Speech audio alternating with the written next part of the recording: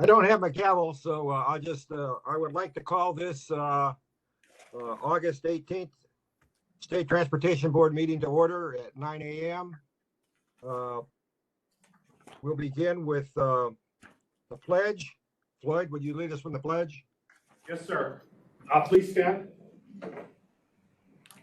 I pledge allegiance to the flag of the United States of America and to the republic for which it stands, one nation, under God, indivisible, with liberty and justice for all. Thank you, Floyd. And is our new secretary present? I am, thank you. Great, Linda. Would you please call the roll? Of course. Chairman Gary Knight, Present. Chairman Richard Searle, Here. Board Member Jim Daniels. Here. Board Member Jackie Mack, Here. Board Member Ted Maxwell, Here. Board Member Jesse Thompson, Present. Board Member Jenny Howard. Present. Chairman, you have a quorum and may proceed. Thank you. I guess all I need to say is, I guess the only way to get everybody to a meeting at the same time is virtually, but that's unfortunate, but that's sure did work good for this meeting. Does any other board members have any comments they would like to make at this time? Hearing none, we'll move on. Floyd, would you read Title VI Civil Rights Act for us? Yes, Mr. Chairman.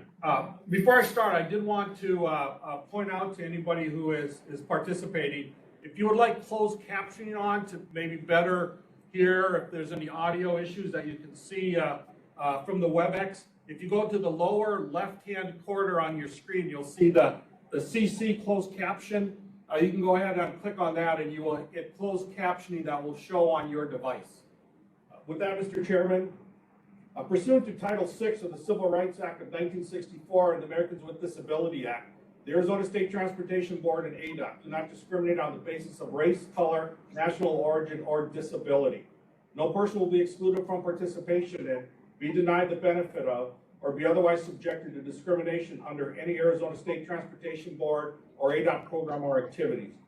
To assist in measuring the public's participation, we ask each individual to please complete an online self-identification survey, and the link to that survey is shown on the agenda.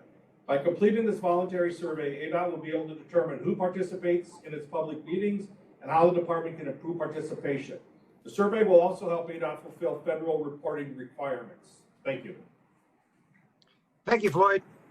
We'll move on to call to the audience telephonically and WebEx. Everyone will be muted when they call into the meeting. When your name is called to provide please provide in order to provide your comments, you will indicate your presence by virtually raising your hand using your phone keypad or through the WebEx application. I think with the phone keypad, it's *3. The WebEx host will guide you through the unmuting and muting process following the instructions included with the meeting agenda. There will be a 3-minute limit imposed. So please keep your comments to the 3-minute time period so that everybody will have a turn and we can move on through the meeting efficiently. Floyd, would you call the first speaker? Yes, sir, Mr. Knight. First, I want to make sure we have a call-in user. I don't know the number. I just want to make sure, Bryce, that is a panelist. Yes, I have muted them, but I am unable to see who that is. So I can move them to an attendee. Well, let's hold off in case that's Stacy. I know Stacy was going to come in as a panelist. I don't see her yet, so maybe that's what she's doing is calling in. Let's see if we get more feedback from them. For now, we'll go ahead and move forward with call to the audience. I do have a few call to the audiences. I will please call your name The WebEx host will talk you through the unmuting process, and as the chairman said, you'll have 3 minutes to make your comments. Our first speaker is Mayor John Leach. Mayor Leach, please raise your hand.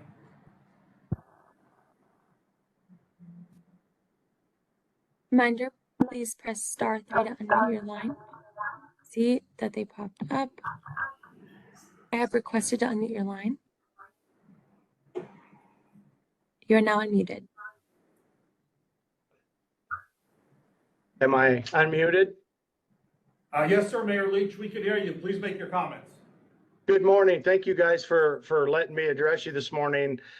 Just a quick, Shoalo is the fastest growing community in the central Arizona, and the bridge crossing over Shoalo Creek is a key to satisfy several local and regional transportation and economical needs. Increase the region's transportation network with construction of a bridge to connect SR 260 and Penrod Road, improve traffic conditions on SR 260 and reduce carbon emissions, improve accessibility to business corridor off of Penrod, creating an alternate route for EMS personnel and residential evacuations. Complete the design and engineering for Scott Ranch Road infrastructure expansion project will make the project more competitive for Federal Department of Transportation funding. The city will apply for applicable funding sources, including RAISE grant project and MPD grants. The project will bring an estimate 23 million to Eastern Arizona.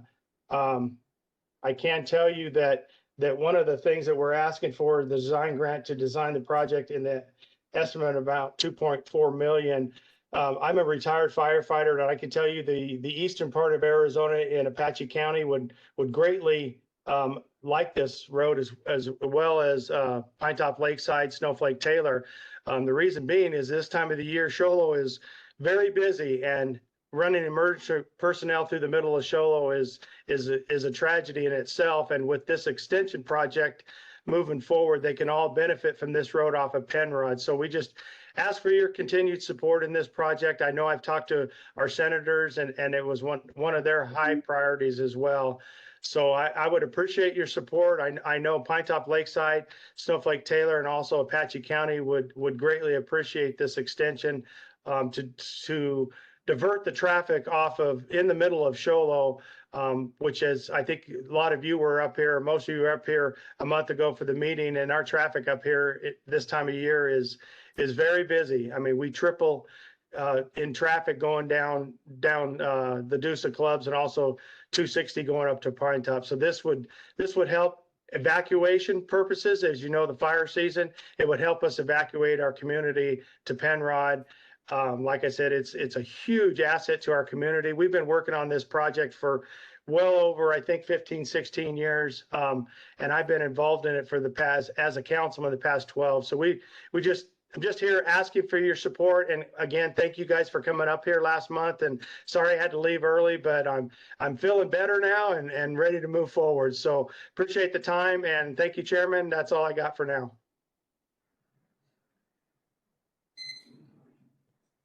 Thank you, Mayor Leach. Our next speaker is Mr. Michael Huff.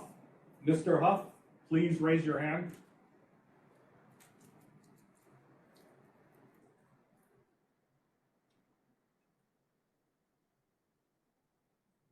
Mr. Huff, I have requested to unmute your line. You are now unmuted. You may speak. Are you able to hear me? We can hear you. Yes, sir, Mr. Huff, we can hear you. Please make your comments. Excellent. Good morning, Chairman Knight, members of the board. My name is Michael Huff. I'm a transportation planner and GIS analyst with Northern Arizona Council of Governments, or NACOG. I want to thank you for the opportunity to speak today. My comment serves to speak on the Arizona Smart Fund items for your consideration today, specifically to offer NACOG's full support and prioritization of the Yavapai County Arizona Smart Fund application on item 7 of the agenda. I want to give some context to that application. NACOG has been working with its peers, Central Yavapai MPO and MetroPlan Flagstaff, to develop a regional transportation safety plan over the past year or so, really aiming to address roadway safety issues and identify the most severe hazards, call out projects, and really serve to pave the path to improve roadway safety in northern Arizona in a systemic, data-driven way. So we've been working with our consultants over the past year to provide both a network-wide roadway safety analysis as well as look at local roadway segments and intersections. So at the local jurisdiction level, we've found that the Verde Valley area, including Sedona, Camp Verde, Cottonwood, Clarkdale, Jerome, and the Yavapai Apache Nation, has produced the most severe injury and fatal roadway crash rates in the most recent years of data from ADOT. And so that's all just to say that the Verde Valley is a hotspot in northern Arizona for dangerous crashes, and it is very much a priority area for improvement. And so those results have driven Yavapai County, NACOG, and those mentioned Verde Valley cities and towns to fully support and collaboratively seek funding for a transportation safety plan, specifically for the Verde Valley area, to provide more tailored safety policy recommendations, emphasis areas, higher resolution data analysis, and to identify further and more comprehensively roadway safety improvement projects to a level of detail that isn't possible in the full Northern Arizona safety plan. So these Verde Valley local agencies have already started bringing local sheriffs, police departments, and fire chiefs into these conversations to make sure that we're starting to pinpoint those areas of emphasis and most prioritized safety issues before we even begin the project. So we, NACOG, has worked with Yavapai County Public Works to submit both a Safe Streets for All application for the plan, as well as an Arizona Smart Fund application for the local match portion of that plan. Roger McCormick with Yavapai County Public Works is also in attendance today in support of the project. And the Arizona Smart Fund application up for your approval today would cover that local match portion, which is truly a pivotal piece of funding for a very high priority planning effort benefiting all residents of the Verde Valley jurisdictions, Yavapai County, as well as travelers through the Verde Valley and Yavapai County. So on behalf of NACOG, I want to thank you for your time and consideration of that application. Thank you. Thank you. Thank you for your comments. Our next speaker is Mr. Kenny Knutson. Mr. Knutson, I see your hand is raised. Bryce, could you please send the request on mute? Requested to unmute your line, Mr. Knudsen. You are now unmuted. You may speak. Hear me. Thank you for the opportunity to speak this morning. I'm Kenny Knutson. I'm the Street Transportation Director for the City of Phoenix. I'm speaking on agenda item number 7, which is Phoenix application for the AZ Smart Fund program. Phoenix originally became aware of this program and funding opportunity in January after a presentation by ADOT staff to the MAG Transportation Review Committee. Once we were informed that we as a Phoenix were qualified and eligible for this, we submitted an application as required. Our $3.4 million funding request was to support the implementation of our 2022 RAISE grant award for our Rio Salado Bike Ped Bridge project. Our application was heard at the February PPAC meeting and moved forward for approval. At that time, Phoenix and San Luis were the first 2 cities to request funding through this portion of the program that's focused on cities greater than 10,000 in population. As the board members may remember, our request on the board agenda for its March meeting was on there. It was withdrawn based on concerns about Phoenix's eligibility for the program. Since then, it has been confirmed that Phoenix is currently eligible for funding under the AZ Smart program.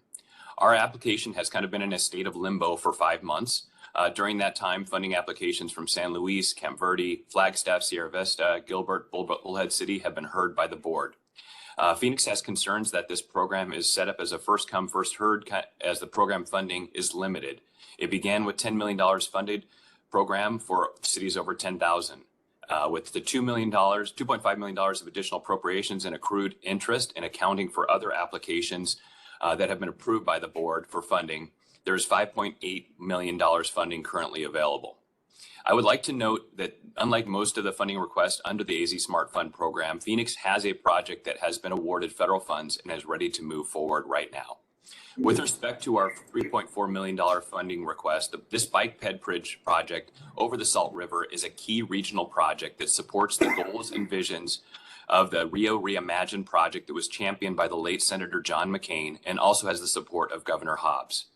This key transportation link is focused on bicyclists and pedestrians, our most vulnerable road users, and also provides a connection to a traditionally underserved community. It is the only, and if it is, when it's built, it'll be the only dedicated active transportation crossing of the Salt River in the city of Phoenix. Our project is not fully funded by the RAISE grant. I wanted to point that out. We are still seeking funding to help us fund the remaining portion of the project. If the board were to award us the requested funding, we would utilize the funding to help us pursue the funding of the remainder of this important project. In closing, I would like to reiterate that our funding request supports an incredibly necessary project, that Phoenix is eligible for funding under the AZ SMART program. We have been anxiously anticipating board action on our request for 5 months, and we would hope that a favorable result results in this morning's meetings. I want to thank the board for your time, and I'll be staying on the line to answer any questions the board members may have about our application and our request. Thank you. Thank you for your comments. Our next speaker is Ms. Crystal Figueroa.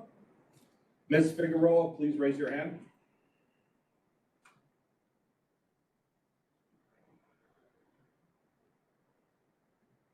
Requested to unmute your line. You are now unmuted. You may speak. Good morning, Mr. Chairman, Knight, and members of the board. I'm Crystal Figueroa, the Executive Director of the Yuma Metropolitan Planning Organization. I'm speaking today in support of the ADOT AC SMART Fund application for US 95 improvements. In collaboration and partnership with ADOT, YMPO has taken a proactive approach to seek grant funding opportunities. Most recently, YMPO was the recipient of a 2023 RAISE grant for $8.5 million for US Highway 95 planning project that will complete the final design and environmental clearance for approximately 9 miles. Apart from the RAISE grant funding, $3.75 million is still needed to fully cover the total planning project cost. The goal is to design the 9 remaining miles and make the project shovel ready for construction funding. Safety improvements are of critical importance to our community, as this busy 2-lane highway has experienced numerous fatal crashes in recent years. Also, it directly serves our region's 2 largest economic generators, the agriculture industry and the U.S. Army Proving Ground, which plays a vital role in the nation's defense. The US 95 project is recognized as the highest priority for the Yuma region, and YMPO will continue to apply for grant funding opportunities and advocate for programming in the ADOT 5-year facilities construction fund. The collaboration with ADOT to leverage the AC SMART Fund currently available for the project can help maximize the construction funds. Thank you for your partnership in helping securing additional funding for US 95 improvements. Thank you, Crystal, for your comments. Our next speaker is Ms. Jennifer Thompson. Ms. Thompson, please raise your hand.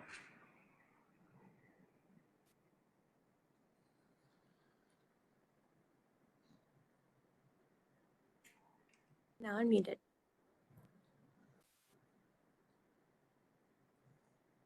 Can you hear me?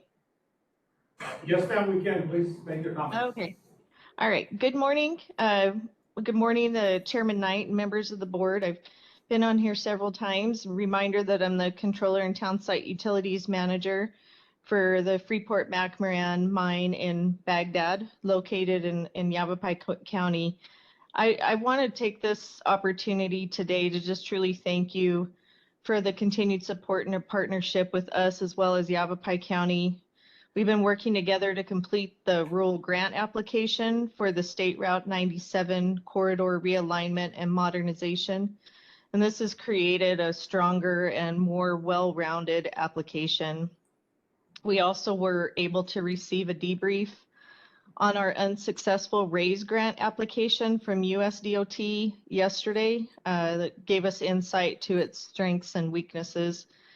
We were able to use that information. It was timely to better our current application for the rural grant, which we'll be submitting today. Many thanks to KK, Rebecca Schoen, District Administrator Brozich, and the Northwest District staff for their time and support. They've not missed a meeting. They've reviewed everything timely, given great feedback, and these are long documents to go through. So I want to thank you all for your time and support. We look forward to working more with you. Hopefully we're awarded this this grant, and I hope you guys have a great weekend. Thank you so much for the opportunity to speak today. Thank you. Thank you for your comments. So, Mr. Chairman, those are the requests that have been formally submitted to speak. I call to the public.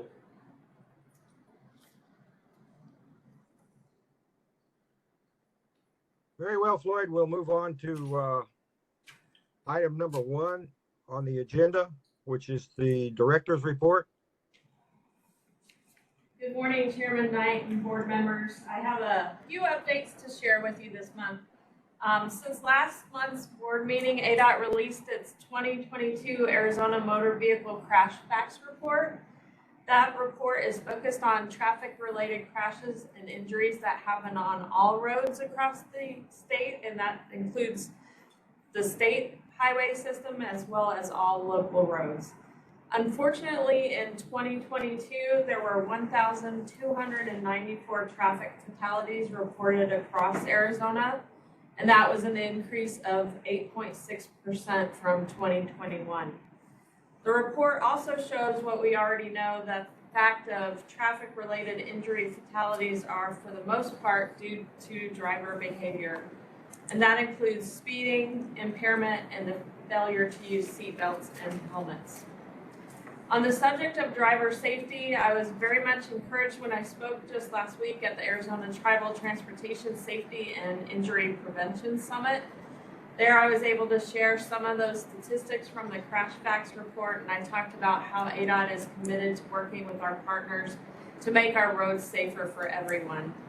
The summit drew 130 attendees representing 13 sovereign nations in Arizona.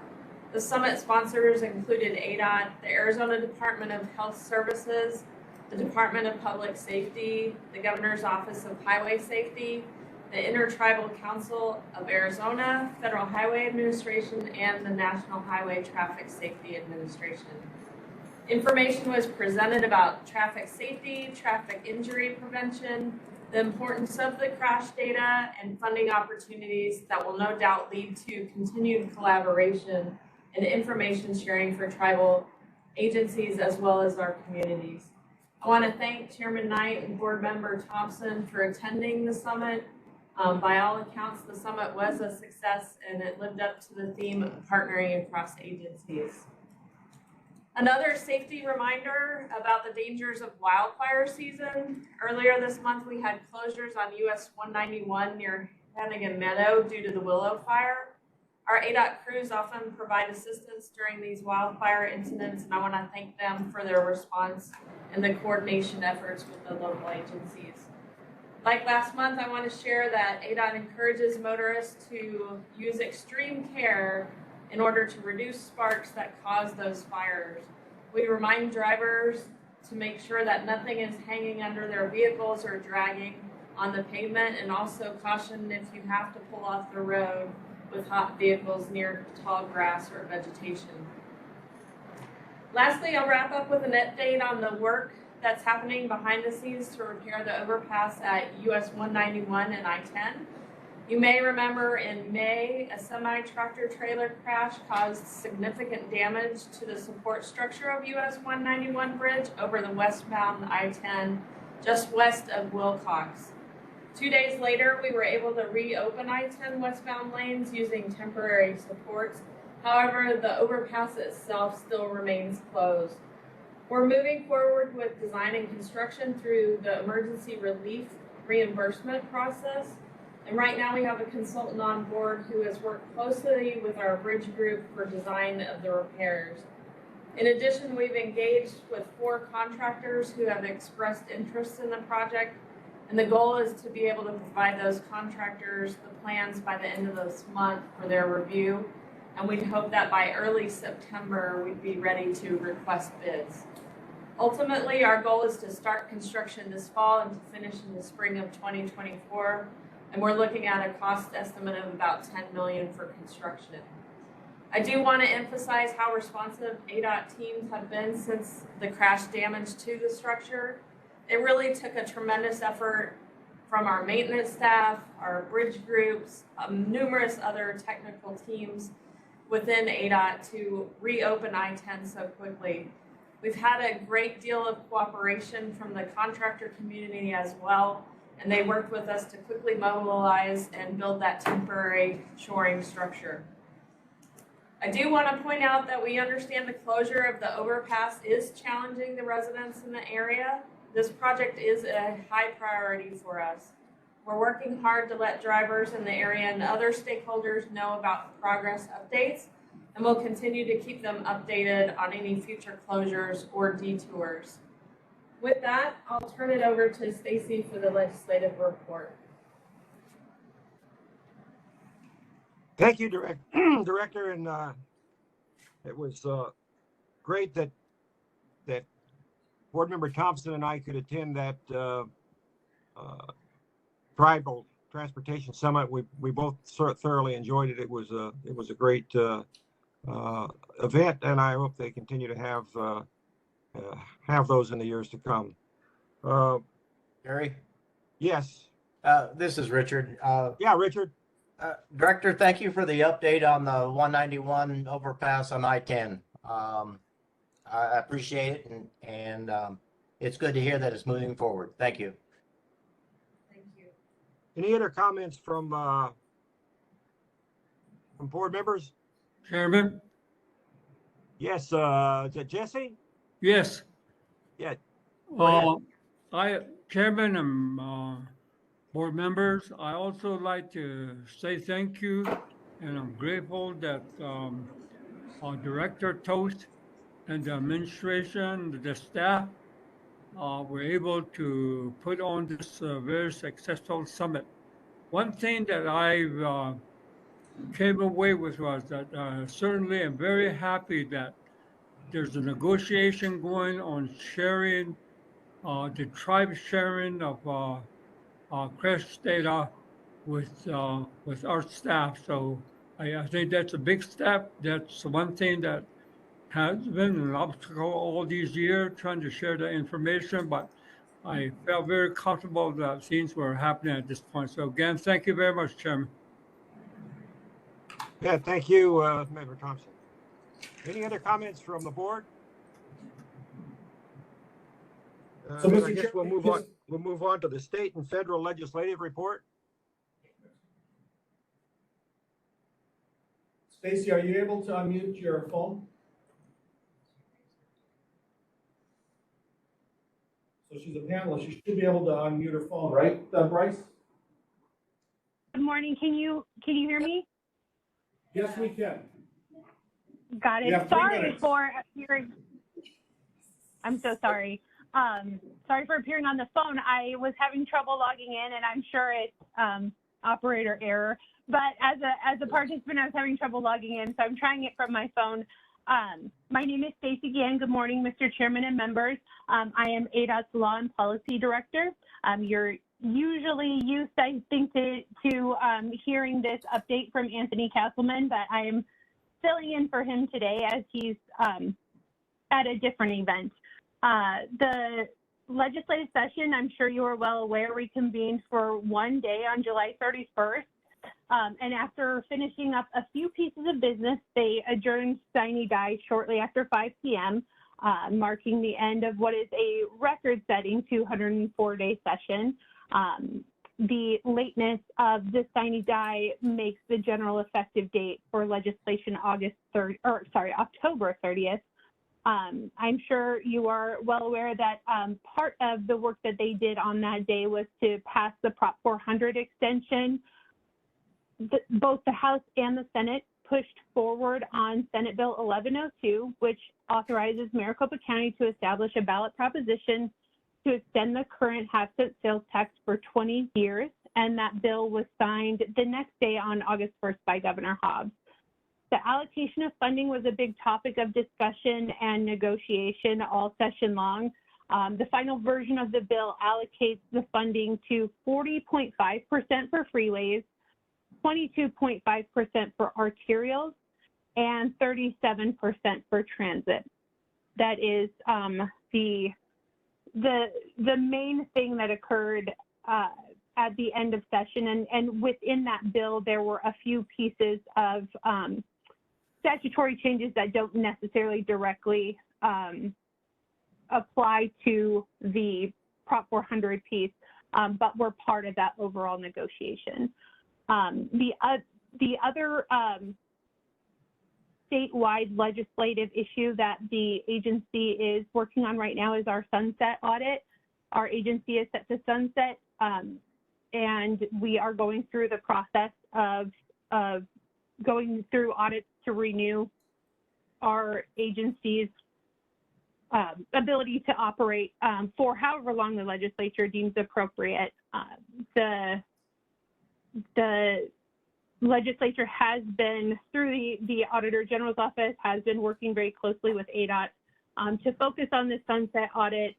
The Auditor General's office is currently wrapping up the audit and will appear before a legislative committee of reference, which we also refer to as a core, sometime later this year or early next year, where they will recommend whether to extend or sunset the agency or combine it with another agency. And once that recommendation has been made, ADOT will need to seek legislation to codify the Corps' recommendation and statutorily extend the agency. All of that ideally and should take place next legislative session.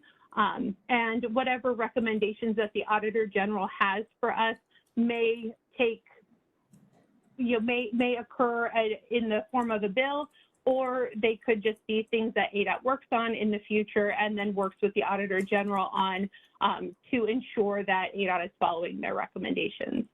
And with that, I'd be happy to answer any questions.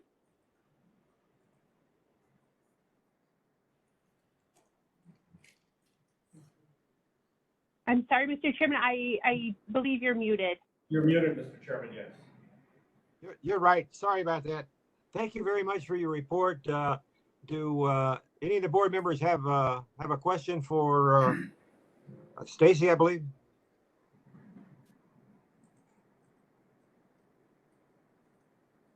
Hearing none.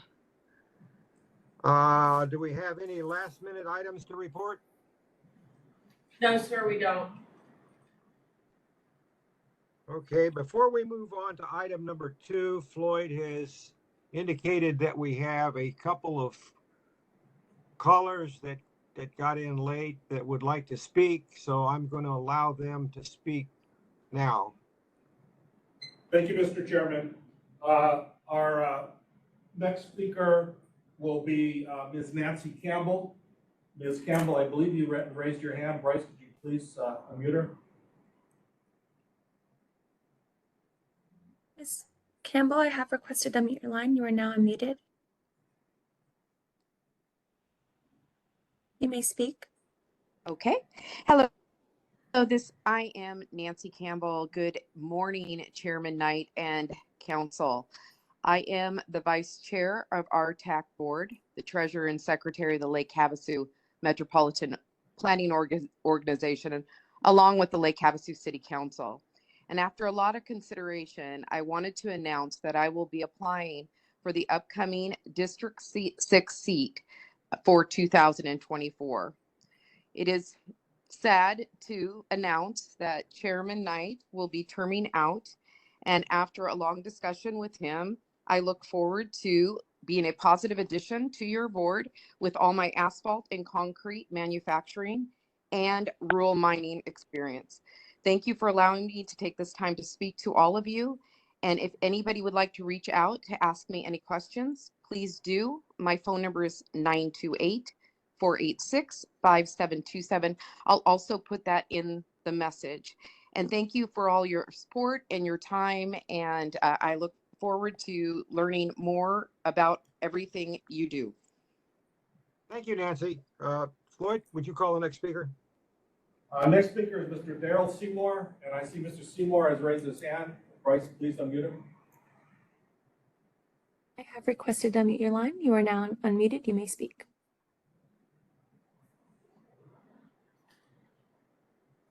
Thank you, Chairman. Can you hear me? Yes, Mr. Seymour, we can. Thank you. I'm Daryl Seymour. I'm a member of the Navajo County Board of Supervisors, and I come before you today to talk about the item that's on 7D, Scott Ranch Road, but more importantly for the city of Show Low to be able to apply for the SMART grant, SMART fund that you're offering to be able to work towards the Scott Ranch project. This is the project that the city of Show Low has tried to get approved for the past 15 years. And what we find with our federal legislature, more and more of the projects need to be shovel ready in order to get some of these funds for federal dollars. So by receiving this grant, would be able to do some of those things to get this project more ready.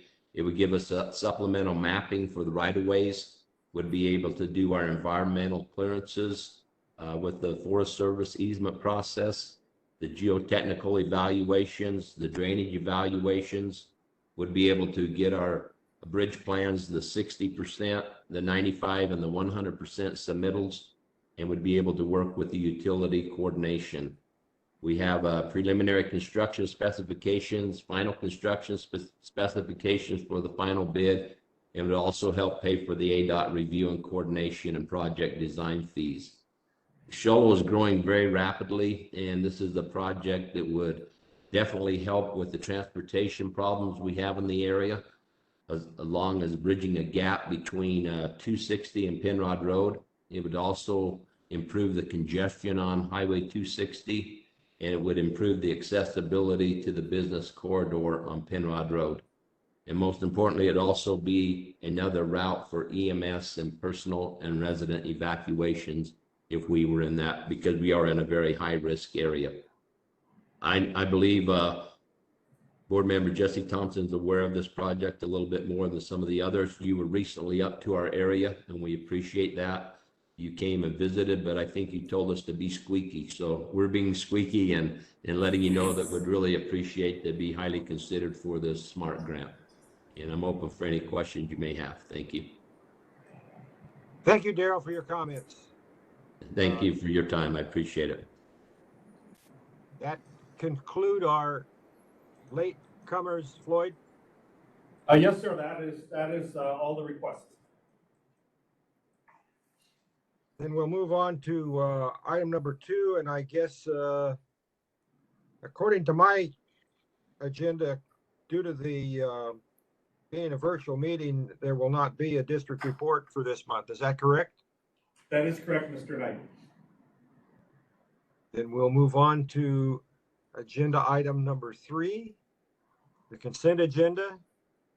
Does any board member have an item on the consent agenda that they would like to remove for separate discussion? Hearing none, do I have a motion to approve the consent agenda as presented? So moved. Second. Board Member Thompson. Okay, I've got a motion from Board Member Maxwell and a second from Board Member Thompson. Is that correct? Yes. All those in favor signify by saying aye. Aye. Aye. Any opposed? Floyd, we're all Mr. Chairman? virtual. Do you need to take a roll call vote? Yes, sir. That's my mistake. Because we're all virtual, I've been asked to make sure we take a roll call vote. So please move forward on actions. We should just go right to the roll call vote to make sure we have it properly recorded, okay? Okay, go ahead. I'll start with Vice Chairman Searle, Aye. Board Member Daniels. Aye. Board Member Beck, Aye. Board Member Maxwell, Aye. Board Member Thompson, Aye. Board Member Howard, Aye. and Chairman Knight. Aye. Motion carries, sir. We'll move on to agenda item number 4, which is the financial report. I believe we have somebody that's going to give it to us in Christine's place. Is that correct? Mr. Chairman, that is correct. I'm just waiting, this is Floyd. I'm just waiting for a minute so I can share my screen. It's telling me that it has to connect.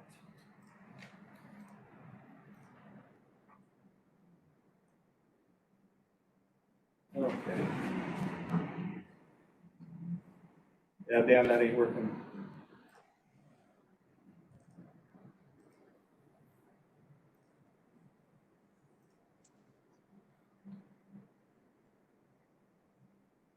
One second, Mr. Chairman, we're doing some checks here.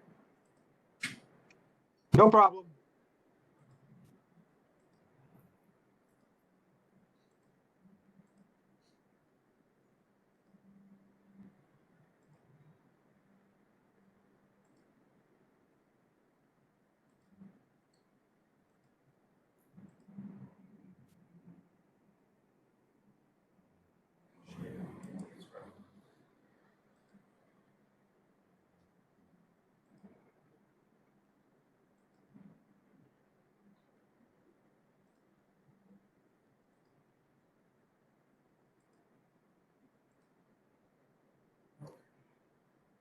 There we go. Thank you, sir. We'll go ahead and get started. I'm just going to give a quick overview. Christine Ward does sends her apologies. She had an issue come up that she was not able to reschedule, Mr. Chairman. So I'm just going to give a quick overview. We're going to just hit the highlights. She said that she will have a more in-depth discussion next month. Since we're just starting the start of the fiscal year, you can see that the highway user revenue funds were a little bit above her forecast, 2.1%. So that's pretty good. The only real decline we've seen is in diesel fuel. They're looking into what may have caused that, but everything else is showing pretty good growth, either moderate to strong growth. So that is helping the HERF fund as we start this fiscal year. Here are the numbers. As you can see, compared to last year, from 40 million that first month to 44 million. So again, we're a little ahead of that, which shows that percentage of increase that she said, the 2.1%. Regional Area Road Fund, you can see that it's a little bit behind the reporting. So we are just closing out the fiscal year on that fund this month. So you can see for the year, it's held pretty steady, just above forecast. June's was 0.3% above forecast. Total numbers for that period show that that's 0.2%. So it's better than being under forecast. The last item she did say is last month the board did approve the bond for her to go out and do the State Highway Fund bonds. That is in process. She will have an update on that next month. And with that, Mr. Chairman, I am done fumbling through the financial report. We have money in the bank. Do any board members have a question for Floyd? You're going to make it easy for him. Okay. Thank you. Greatly appreciate it. Then we'll move on to agenda item number 5 with Paul Patenay. This is for information and discussion only. The Multimodal Planning Division report.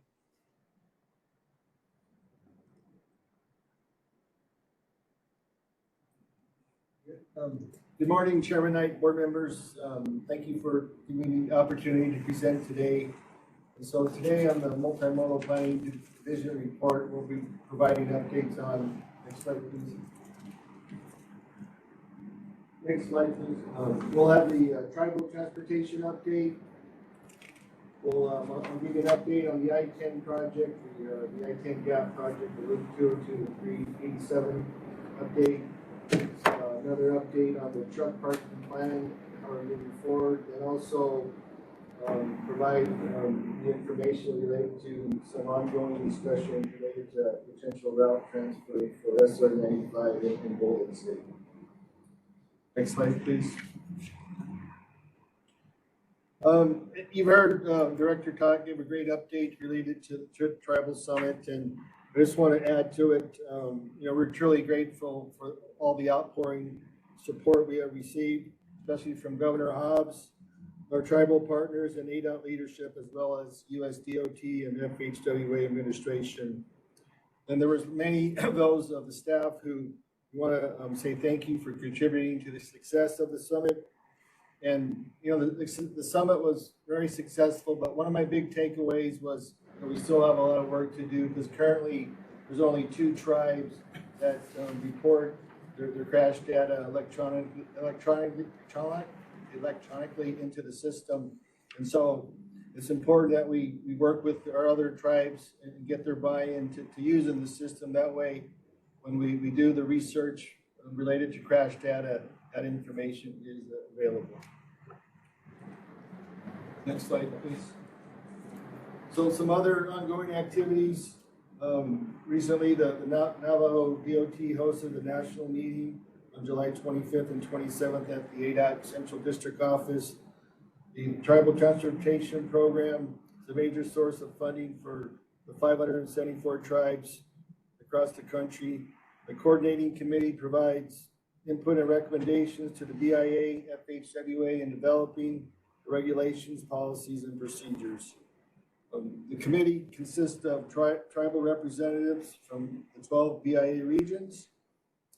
And recently, Mr. Chandler Willie was introduced as the new Navajo DOT Division Director, replacing Mr. Garrett Silversmith. Next slide, please. Some other ongoing activity with the Hopi tribe related to a 264 grant application, Highway 264. You know, the MPD staff collaborated with the Hopi DOT to develop and submit a grant application under the recently announced Rural and Tribal Assistance Pilot Program. The project is to develop a SR 264 corridor preliminary engineering scoping document that will address transportation safety improvements on the Hopi Reservation. The project would run from BIA Route 2 to SR 87. This effort is in consideration of several meetings, including 2 Arizona State Transportation Board meetings where Hopi tribe officials commented on the 264 issues and some of the concerns. So this was a great win for us, where we worked with the Hopi tribe on submitting this grant application. So it was just initial, more like an application of intent to be followed up if they were selected with a more detailed application.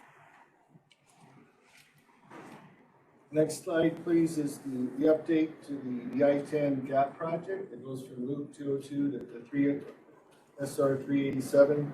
Just wanted to share with you the most current implementation plan. Now, there's been several meetings with the community, our partners in this, and they come up with a sound plan moving forward that kind of share with you today.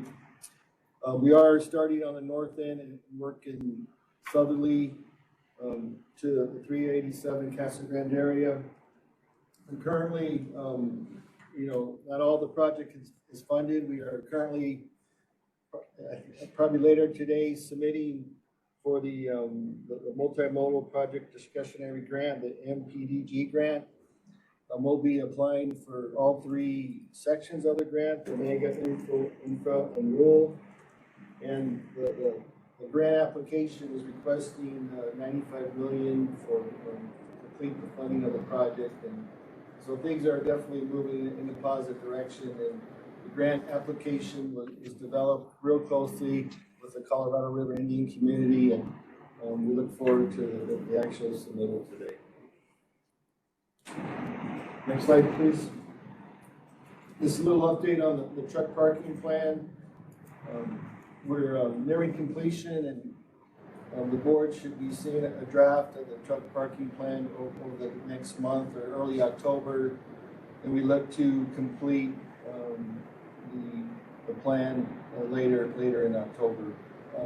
We have started the procurement process of obtaining a consultant to begin design for the rest areas that are listed in the program. So all that, the project development phase is active and moving forward. We do have the meeting scheduled next week with the Arizona Trucking Association Mr. Tony Bradley to give him an input on where we're at and the direction we're going to make sure one of our key stakeholders has buy-in to this process. Next slide, please. Just want to share with you some ongoing negotiations and discussions that we're having with SR 95 with the Bullhead City. This process is moving quite rapidly for a route transfer, and so I wanted to make sure that the board was up to date on how things are moving forward. Next slide, please. So we've been approached by the Bullhead City. They have interest in taking over the jurisdiction of approximately 10 miles of State Route 95 within the Bullhead City limits.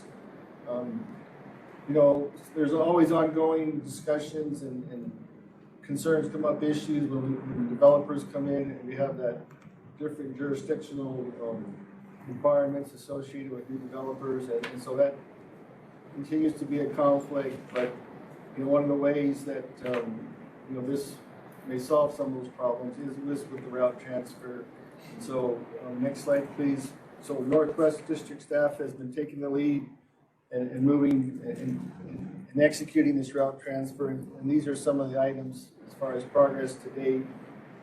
We have met several times with the department officials and within the city of Bullhead. We're looking to, during July 18th, the Bullhead City Mayor and City Council pass an adopting a resolution supporting the route transfer, State Route 95. Later that week, the Bullhead City letter of intent was sent to the department, and there's been ongoing meetings with the mayor and the city manager as we begin to draft the intergovernmental agreement that's required for the route transfer. And eventually, as this process moves forward, the route transfer would need the board approval.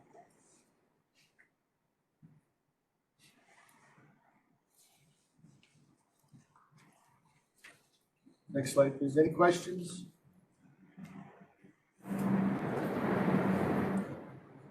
Gary?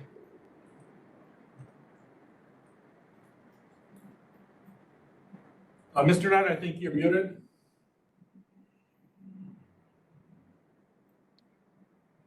Okay, go ahead, Richard.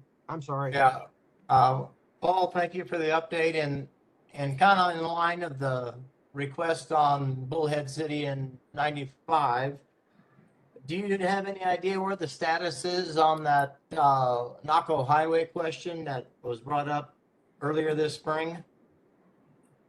No, it was my recollection. The last where we left off on that was I believe the county was going to write a letter to ADOT, kind of initiating the process. And to my knowledge, to date, we have not received that letter. Well, I'll double check, but I've talked to 2 different people down the county, and they said they would do that. So let me see where that's at. Any other questions for Paul? Chairman Knight, Yes. I've got a question for Paul, so appreciate it. Okay. So Paul, can you just give a little detail? Obviously, we've talked a lot about looking at some of the state routes that municipalities or cities may want to take back. And as Board Member Searle just brought up, there's some that we're looking at taking into the state route system. So if this is to transfer the authority and control back to the city of Bullhead City, does it change the designation at all? What impacts and responsibilities does ADOT then still have for maintenance and oversight of it? Or I guess I'm looking for a little bit more detail on what roles we will retain and what roles we won't.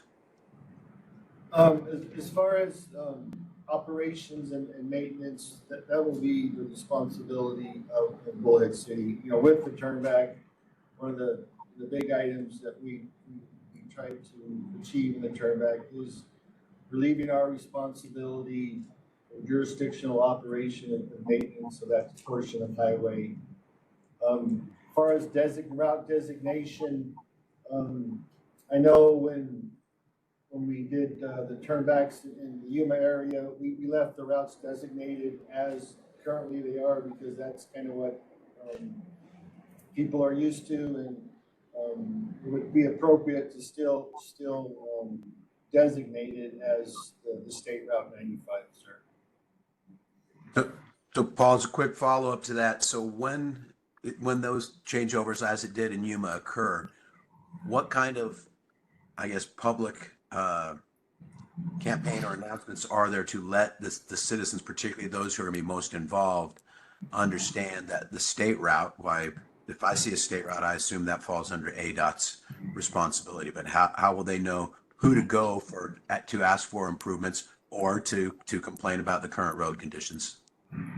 We'll have to work with our communication sections on developing some outreach. Outreach efforts would include working with Bullhead City and through their public involvement. We could probably make sure we take care of that, sir.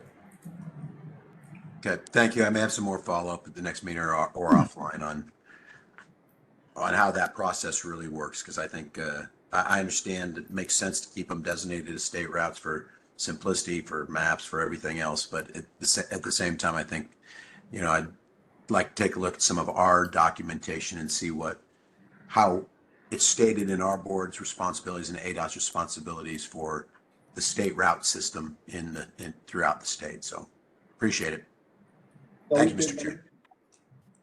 Ed, I can. Chairman? Yes. Who is that? Jesse?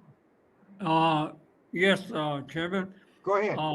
Once again, I'd just like to ask Paul if he can extend our thank yous again to all the ADOT staff and all those people that were involved in 2023 Arizona Tribal Transportation Safety and Injury Prevention Summit. Again, I think you did a really good job, and I know that the tribal liaisons, Don Sneed, Paula Brown, and Mr. Hatati, they're even doing it today, reaching out to all those communities, informing them about the various ADOT programs. So through ADOT, there's a lot of things that are happening out in the rural and remote area. So again, thank you very much. Thank you, Jesse. And Ted, I might be able to shed a little bit of light on 95 in Yuma. That was a particular trade-off. ADOT, the municipalities involved, which were Yuma, Somerton, San Luis, we had to take over US 95, and ADOT for that agreement built 195, the area service highway from 32nd Street in Yuma all the way out to it's a 4-lane divided highway all the way to San Luis, the port of entry to the commercial port of entry.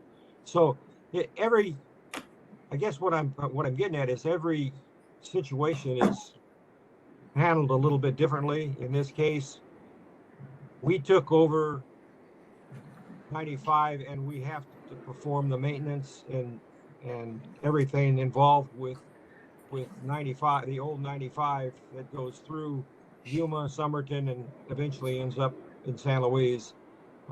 We had to take over the county, and then the cities had to take over the maintenance of that highway, and in turn, we received a 4-lane divided highway that connected San Luis to the eastern part of Yuma, and that was a separate, that was each individual case is probably going to be handled a little bit differently. Thank you, Mr. Chair. I understand that. I guess I'd suggest maybe we add to a study session in the future or something, or I can work it offline with Floyd just to make sure I understand as in your situation now, there's another state route out there, and I really want to make sure if the obligation to take care of it's through, is it through an IGA? Is it, because if it's still listed as a state route, I'm just concerned that we're going to be in a situation where ultimately ADOT and this board's still responsible for it if the city's not performing to a satisfactory manner. So it's just something I just need to, Yeah, and that's documentation and is very important how we do those, and I just need to learn more. So thank you. exactly, and that'll certainly be a good discussion to have. Any other questions for Paul at this time? Hearing none, we'll move on to item number 6, the PPAC items with, and Paul's still up. This is for discussion and possible action. Thank you, Chairman Knight, board members. So for your consideration, changes to the 2028 State Transportation Facility Construction Program, new projects, items 6A through 6D.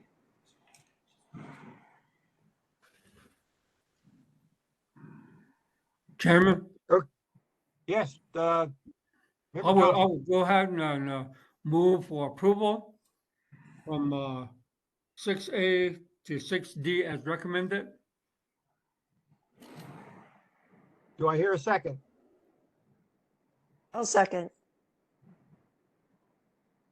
I have a motion from Member Thompson and a second from Member, that was Jenny, wasn't it? Yes, it was. Member Howard? Okay, it's hard to tell on this virtual thing who's talking, but I think I got it right. So to approve PPAC new projects items 6A through 6D as presented. All those in favor signify by saying aye. Aye.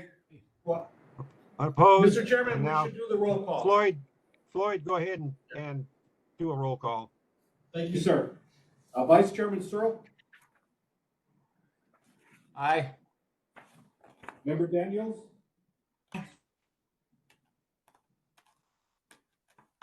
Member Daniels, Aye. Member Beck, Aye. Member Maxwell, Aye. Member Thompson, Aye. Member Howard, Aye. Chairman Knight. Aye, Mr. Chairman, the motion carries. thank you. Moving on to PPAC project item 6E. Thank you, Chairman Knight, board members. For your consideration, changes to the 2024-2028 State Transportation Facilities Construction Program, project modifications, item 6E. Do I have any questions or discussion from the board?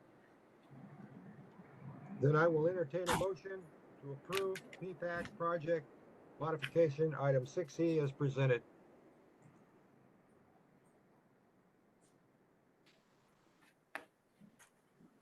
This is Richard. I'll make the motion. Thank you, Richard. Board Member Mack, yes. I have a motion from Board Member Searle and a second from Board Member Mack to approve PPAC project modification item 6E as presented. Floyd, please call the roll. Vice Chairman Searle, Aye. Member Daniels, Aye. Member Beck, Aye. Member Maxwell, Aye. Member Thompson, Aye. Member Howard, Aye. Chairman Knight. Aye, Mr. Chairman, motion carries. thank you.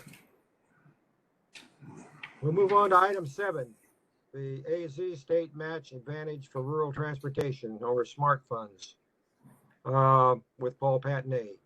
So, Paul, we're going to wear you out this morning. Go ahead. So, yeah, thank you, Chairman Knight, board members, and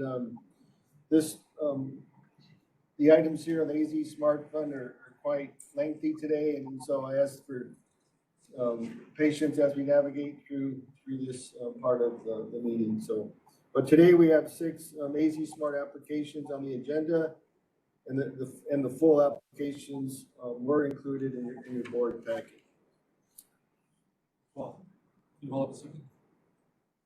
Mr. Chairman, this is Floyd.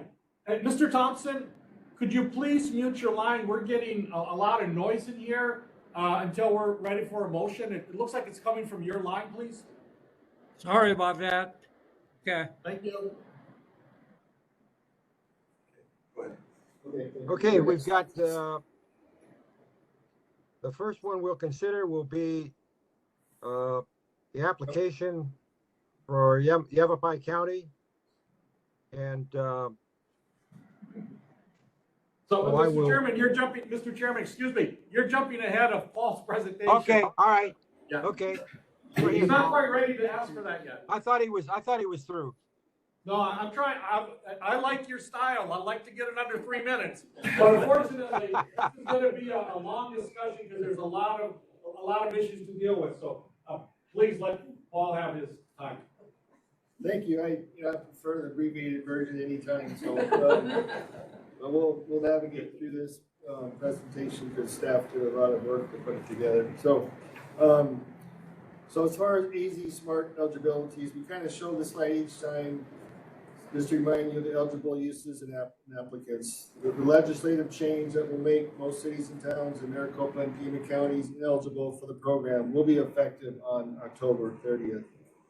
In these 2 counties, it appears only that Gila Bend and Maricopa County will remain eligible, but we still are working on creating the maps. In addition, any applications we receive from impacted applicants before that date of October 30th will still be eligible because of the legislator did not make the change retroactive to the starting date. So again, some of the eligible uses are reimbursement for grants. They can use, these are for 50% of grant development for counties and cities less than 10,000 and 100,000 respectively. Eligible uses includes a match for a federal grant, along with reimbursement for design and other engineering services. Next slide, please. So some of the federal grants associated with these funding requests is the RAISE grant. You know, the RAISE grant focuses on investments in surface transportation infrastructure. Will have significant local and regional impact. Next, we have the multimodal project discretionary grant. This actually includes 3 separate grant opportunities: the mega, infra, and rural, all of which focus on projects that strengthen supply chains, spur economic development, and improve safety and quality of life. The next one is also a Safe Streets for All. This grant funds a wide variety of projects focused on safety for all types of road users. Then finally, we have an application for advanced digital construction management systems, which focuses on digitizing the construction management system to make it more efficient and effective. So the first group of applications we'll review are for the municipalities of 10,000 or more in population, which is, you know, I think we've all seen this is by far the most activity, you know, as far as a category. This is the highest activity. First is the pending application from the city of Phoenix requesting $3.4 million to match on their 2022 RAISE grant award from the Rio Reimagined Bike and Ped Bridge.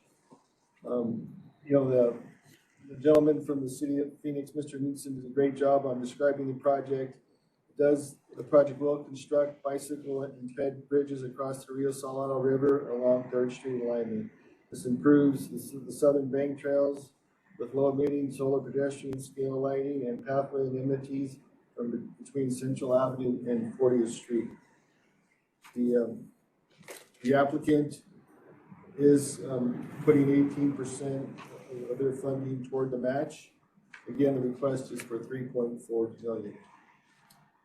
Next, we have the show. The project is the Scott Ranch Road Infrastructure Expansion. We've heard two members from the audience really describe the need for that project. Request is for $2,408,000 for design. And this is for, the work includes design for the funding of a bridge to connect SR 260 and Penrod Road. The applicant will submit construction in the 2024 raise grant round. The applicant is also requesting ADOT administration if the grant is awarded. Next slide, please. The final application in the municipalities over 10,000 is from Bullhead City for the Bullhead City Parkway Multimodal Improvements Project. Please note that the grant summary provided to the board was incorrectly reflected as the raise grant. It should have been the multimodal project discretionary grant as shown on this slide. The city is requesting match the amount of $3 million. The board had previously awarded this amount to the city in the June for the raise grant application. They were not successful in receiving the raise grant, and the June award was returned to the SMART Fund pursuant to the statute. They are now applying again with the same project under the rural allocation of the MPDG grant. The scope of the project includes resurfacing new medians, bus stops, bike paths. The project will improve safety, reduce congestion, improve efficiency and reliability along this route. The applicant is contributing $7,642,730 or 14.43% of the total project. The applicant is also requesting ADOT administration if the grant is awarded.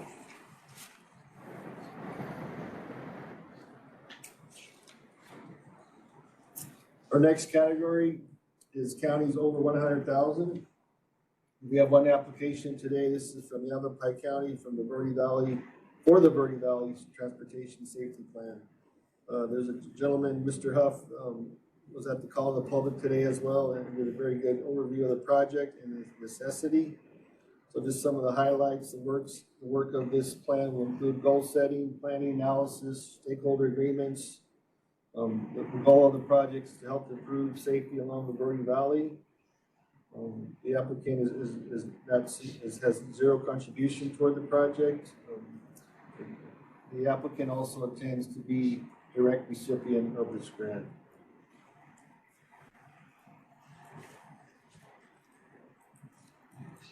Next slide, please. So just to recap of the city and county applications, the first three fall into the city's over 10,000 category. As you'll see in a moment when we show the financials, we cannot fully fund all three applications in this category for municipalities over 10,000. The last column, the Yavapai County, falls into the counties over 100,000 category. For those requesting match, the yellow highlights reflect the criteria and statute which the board may consider as discretion for these applications.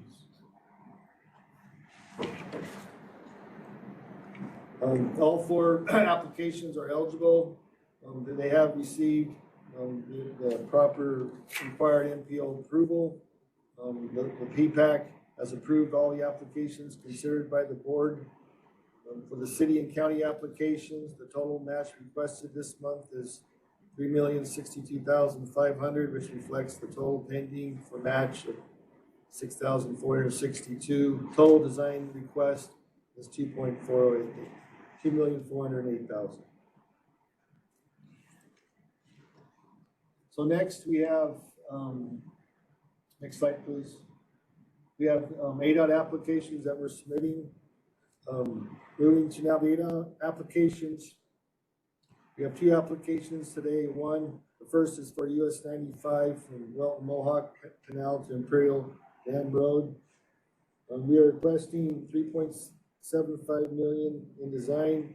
These funds will be used to supplement the $8.5 million raise grant awarded that the YMPO received for this project. The YMPO is transferring the award to ADOT, and ADOT will be administering the project. The grant will be used for final design, environmental clearance for the separated 4-lane highway with widened shoulders. Project will improve safety, alleviate backups, encourage transportation options, while providing safe and reasonable access to all of the communities and region through this area. Next ADOT application is for is a request for 1.25 million in match to develop and implement a digital delivery construction management system. We are applying for the Advanced Digital Construction Management System grant to design and implement. This is expected to take 4 years for complete implementation. And so some of this project will streamline the process from inception through project delivery and proactively establish guidelines to achieve delivery goals. And ADOT will be administering this project. Because some of the work also includes development, training, and implementation of this new program that we're moving forward with.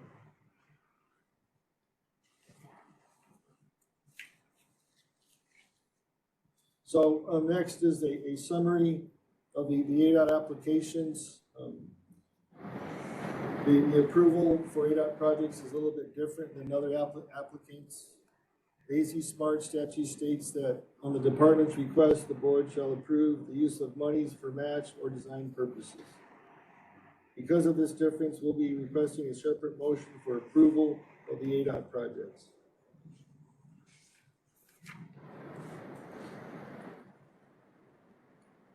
So I just want to share with you the current and cumulative financial activity and total revenue section as of July 31st. Each category of the fund has earned approximately $250,000 in interest. In the set aside section, you'll see a new line called Design Recovered with a negative entry in the minus under 10,000 column of $807,500. The town of Clarkdale has vacated the AZ Smart Design Award. The board approved for the Bitter Creek Bridge in February because the town of Clarkdale received a legislative appropriation for the entire project. The town no longer intends to pursue the federal grant, and therefore the grant is invalid. Since the whole point of providing the design funding or design is to prepare a project for an upcoming federal grant round. In the total approved section, the yellow highlighted line shows the amount in each category that is available for award today after we account for all previous activity. Finally, the pending request section reflects the 6 applications, including the $3.4 million from the city of Phoenix. As you can see, the available funding in the municipalities over 10,000 column is insufficient to cover the pending request in that category. We have also, okay. Next slide, please. So we broke it down into a few motions, 7, I believe, and so Chairman Knight, I respectfully request that we just go through each motion. Okay, is that it, Paul? Are you done? Yes, sir. Okay. Is there a question from any board member for Paul at this point? Okay, then as suggested, we will take this one motion at a time. First motion is for item 7A, and I will entertain a motion to approve the AC Smart Fund application for Yavapai County in the amount requested. So moved. This is Richard. I'll Thank you, second Richard. it. This is Jenny. Thank you, Board Member Howard. I have a motion from Board Member Searle, and a second from Board Member Howard to approve. Floyd, would you call for the roll vote. Vice Chairman Searle, Aye. Member Daniels, Aye. Member Daniels? Aye. Can you hear me? Yes, ma'am, thank you. Oh, all right. Member Beck? Aye. Member Maxwell? Aye. Member Thompson? Aye. Member Howard? Aye. Chairman Knight? Aye. Mr. Chairman, the motion carries. Thank you. We move on to item 7B. Is there a motion to approve the AZ Smart Fund application for ADOT application US 95 in the amount requested? This is Richard. I'll make the motion. Thank you, Richard. I'll second it. This is Ted. Thank you, Ted. I have a motion from Member Searle, a second from Member Maxwell to approve the AZ Smart Fund application for ADOT US 95 in the amount requested. Floyd, would you call for the roll vote? Vice Chairman Searle, Aye. Member Daniels, Aye. Member Beck, Aye. Member Maxwell, Aye. Member Thompson, Aye.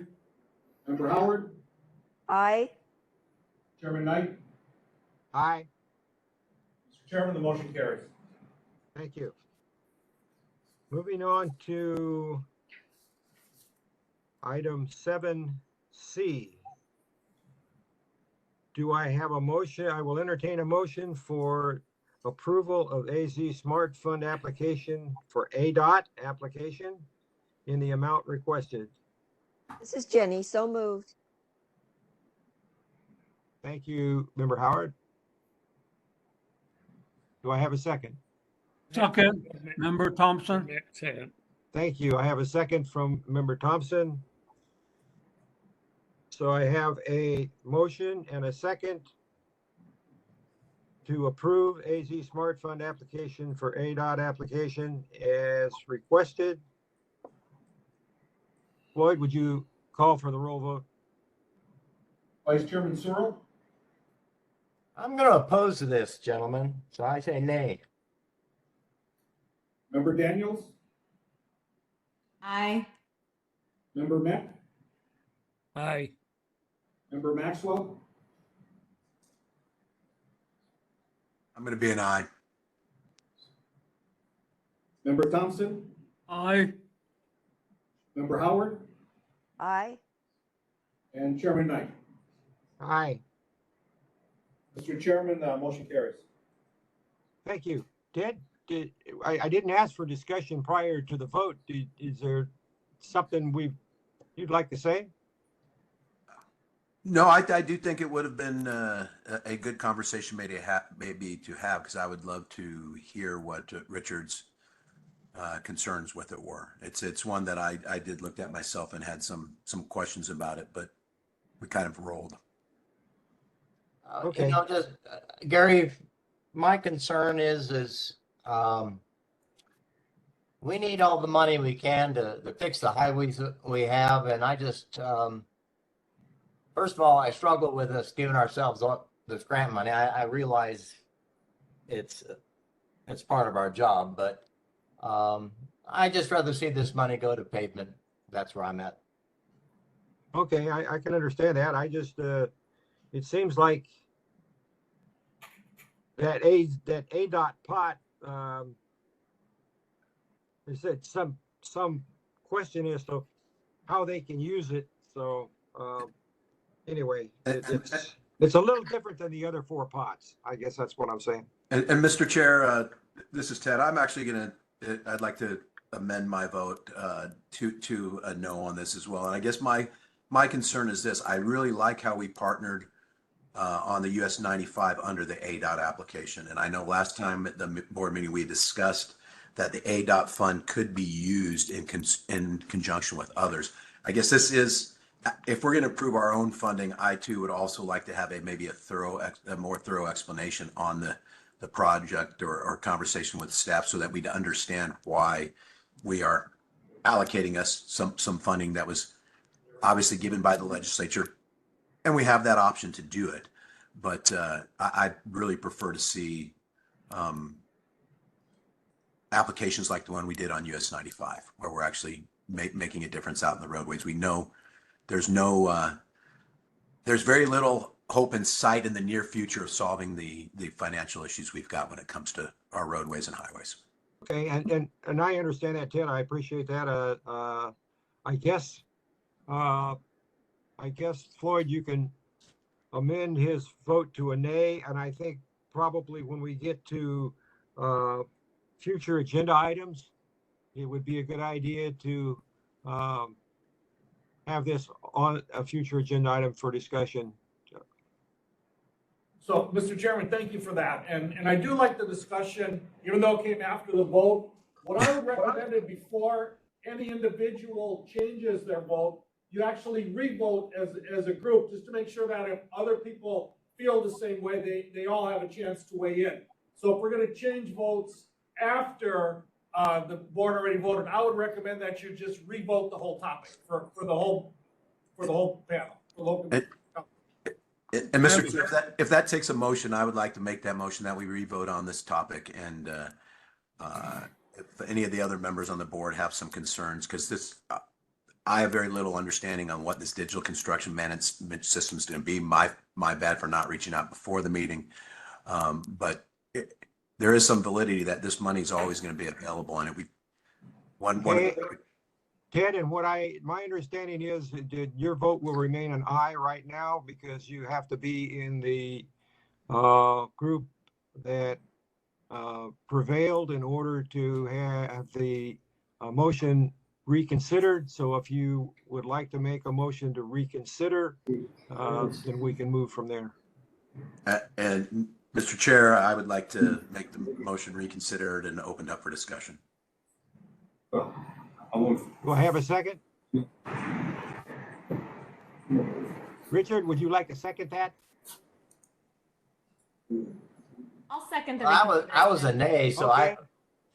Okay, whatever. good. Yes. Or I've got a motion from Member Maxwell and a second from Member Howard. Daniels. I'm sorry. That's okay. And to reconsider the last item, all those in favor, would you please pull the board, Floyd? So Gary, is this the vote to reconsider? This is the vote to reconsider. Thank you. That's correct. Okay. So, Vice Chairman Searle aye.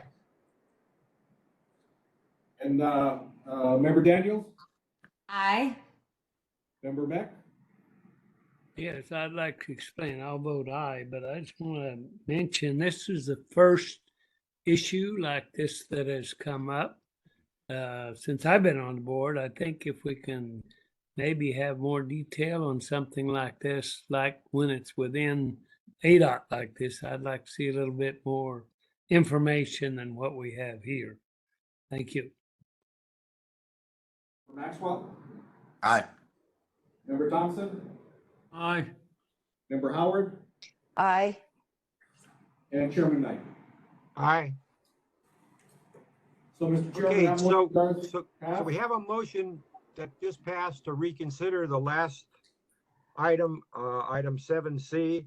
I think from what I'm hearing from the board and from particularly what Member Meck said, that it might be a good idea to table this particular item for future consideration at the next board meeting so that we can have a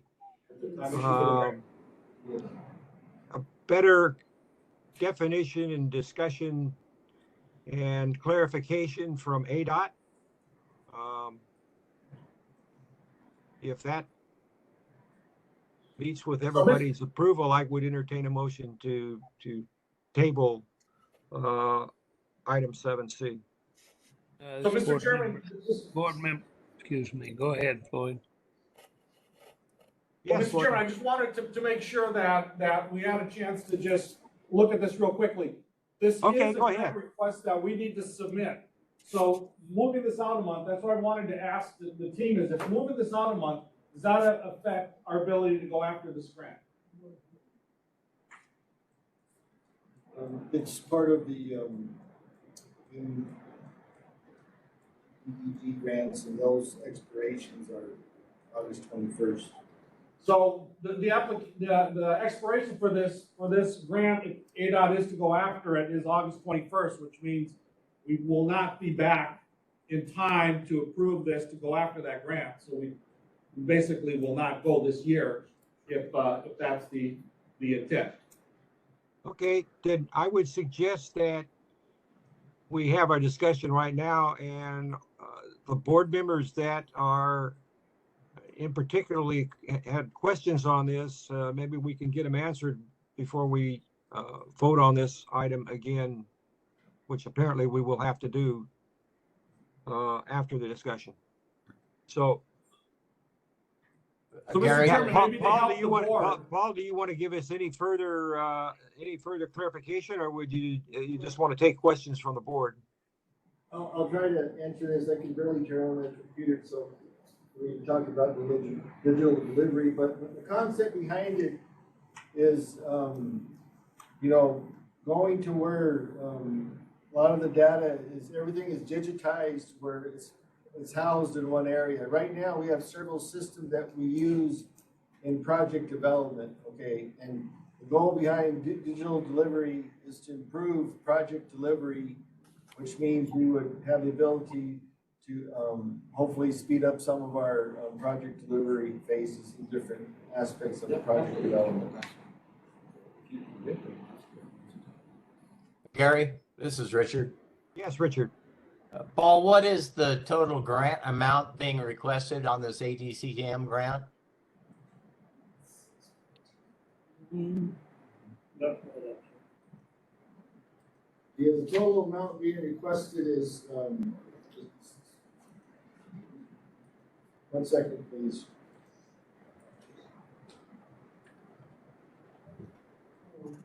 You didn't do a full project.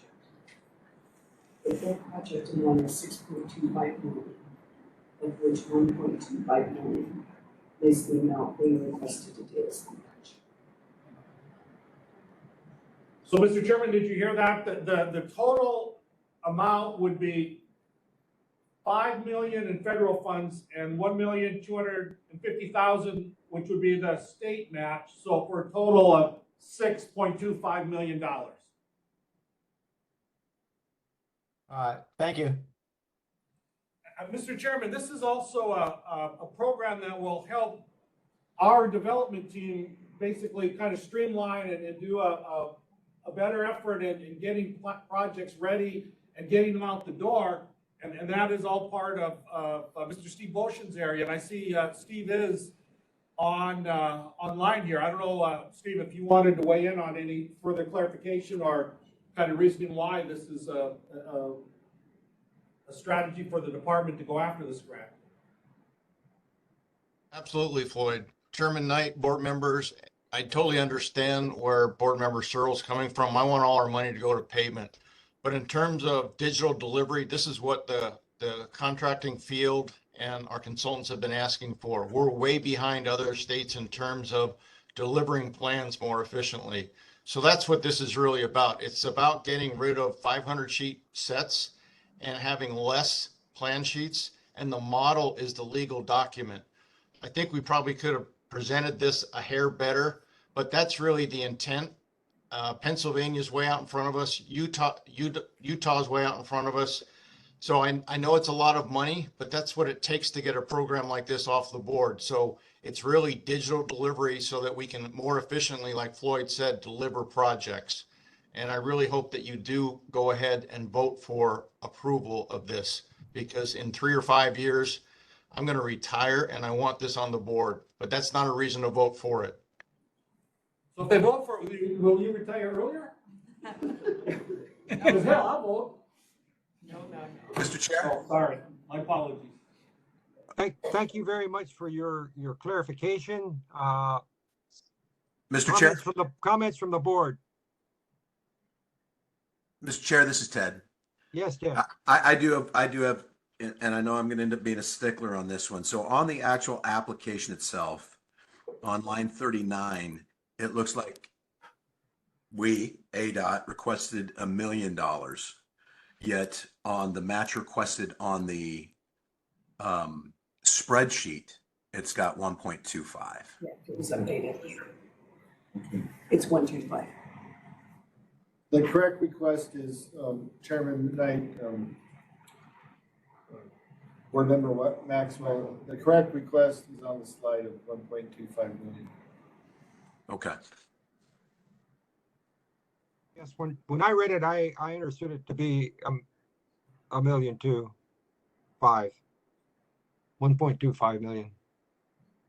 Any other questions from the board? This is Board Member Howard. I do have a couple questions for Steve. So you talked about digital transfer of drawings. Is there also a document management side to this that would further expedite IGAs and communications between stakeholders and ADOT that could, you know, shorten a lot of these times? I've been on it for years from the other side as well, from the municipal side, and I know that there's room for improvement there. Would this help in those aspects as well? Chair Knight, Board Member Howard, I'll have to say no. We are looking at other areas to do that though in terms of that, but you'll probably appreciate that one of the benefits of this is we can give a contractor a file so that their equipment with machine language can read that. So we've done paving wirelessly. In the past, we've had to have a wire out there if we did concrete pavement. We can do this totally no hands.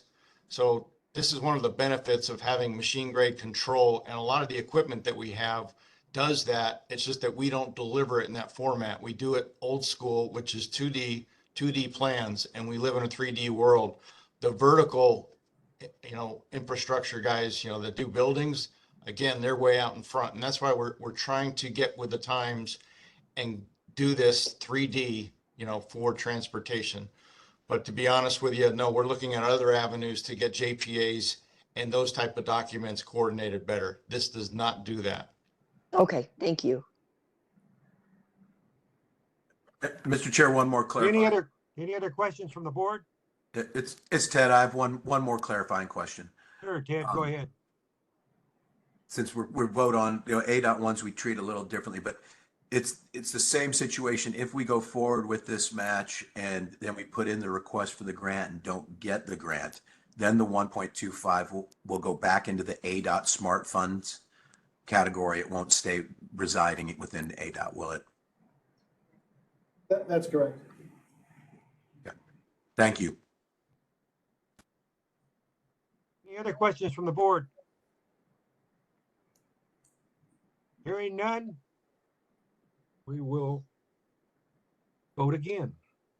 Is there a motion to approve AZ Smart Fund application for ADOT application in the amount requested by the applicant, which was 1.25 million? So moved. Jen Daniels. Thank you, Jen. Second. And that was from Member Board Thompson. member. Thank you. Yes. I have a motion. I I have a think motion. the reason why I'm going with it is that what caught my attention is bringing more project forward. That's what caught my attention on getting this in place. So thank you very much. I'll second it. Mine as well. I'm very happy that it's going to make the system more efficient. I think that's very important in getting projects done in a more and awarded in a more timely manner. So that being said, I have a motion from Member Daniels and a second from Member Thompson. And I would call for the roll vote for it, Floyd. Vice Chairman Searle? A.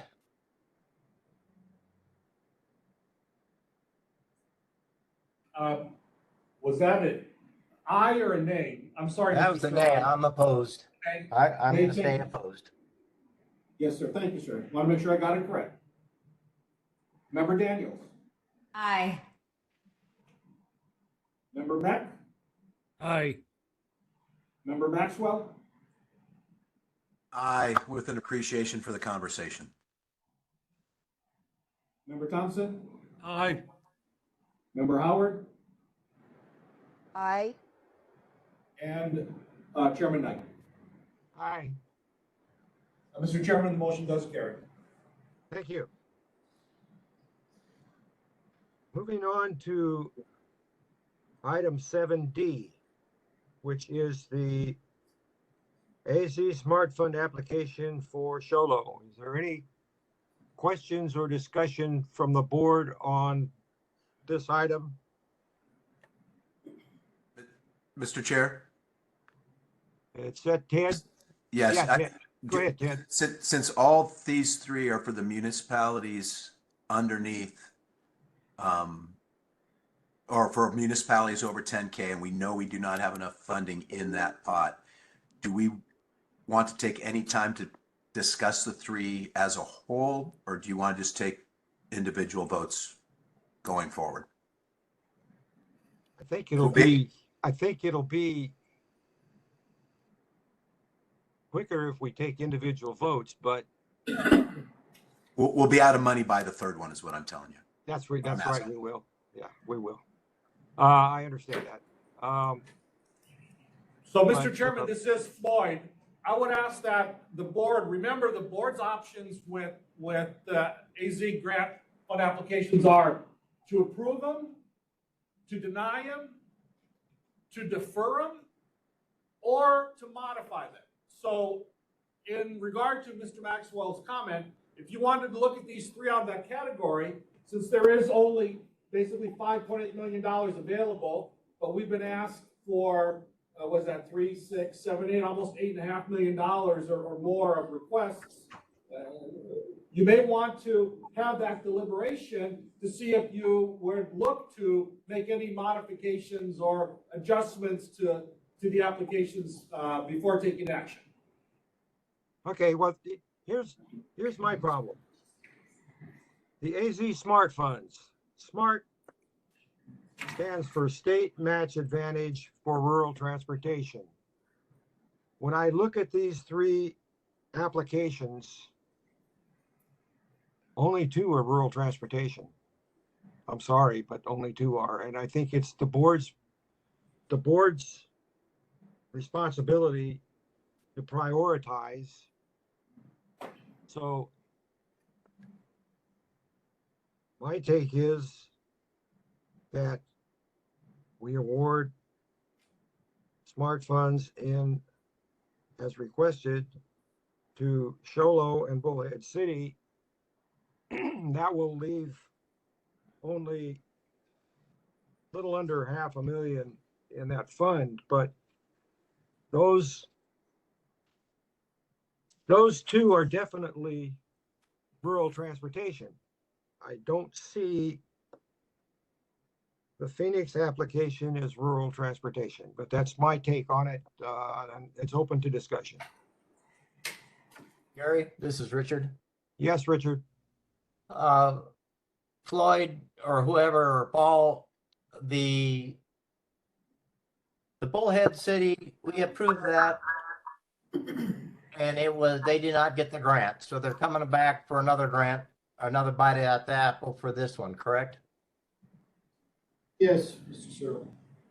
The Phoenix application for the Rio Salado Bridge, has that grant been approved yet, or are they still looking for matching funds? Chairman Knight, Board Member Sherrill, yes, their grant has been approved. The Phoenix has been approved. Okay, thank you. Yes. Mr. Chair? Who? That's Ted. Ted, go ahead, Ted. So I know Mr. Knutson said he'd stay on the line during the call if we had any follow-up questions, and he was, he did mention that they've already received their raise grant. They're trying to now come up with the rest of the funds to support the matching. But I guess the question I'd have for him is, will this project, since they've already got the raised grant, go forward with or without our match? I understand that it's the eligibility is there. It'd be beneficial to them, and I understand all that. But I guess my concern is some of these projects we will be making the project potential by providing the grant. Is the Rio Salado Bicycle Pedestrian Bridge going to go forward? Why it may take more fundraising, some more identification of funds with or without this grant? And that would play into my decision. So Mr. Knudsen, if you are there, could you please raise your hand again, and we will have the WebEx host unmute you.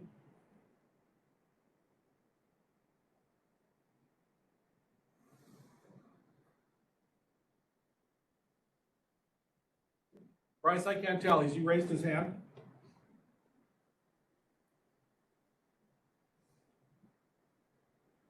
I have requested to unmute your line.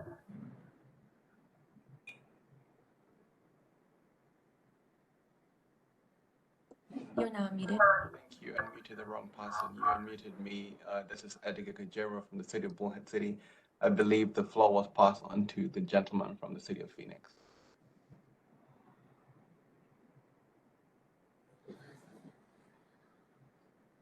I'm sorry, I didn't understand what Mr. Knudsen, is that?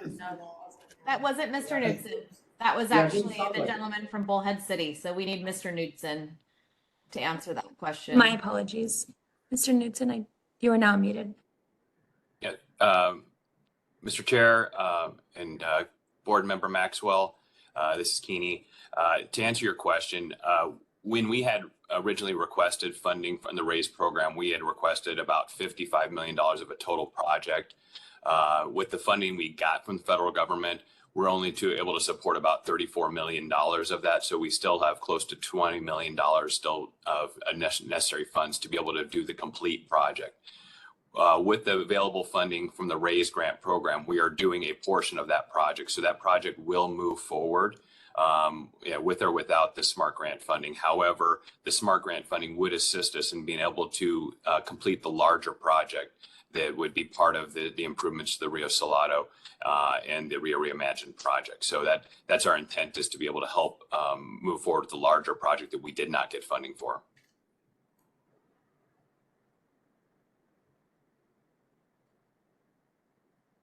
Chairman, I have some additional comments as well. I'm happy to wait my turn though. Okay, Jen, go ahead.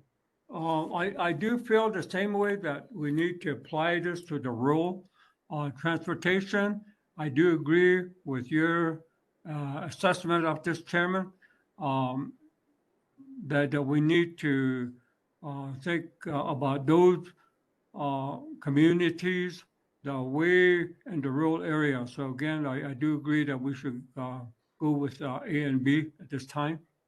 And my other question is, would ADOT share some of theirs with the Rio Salado project?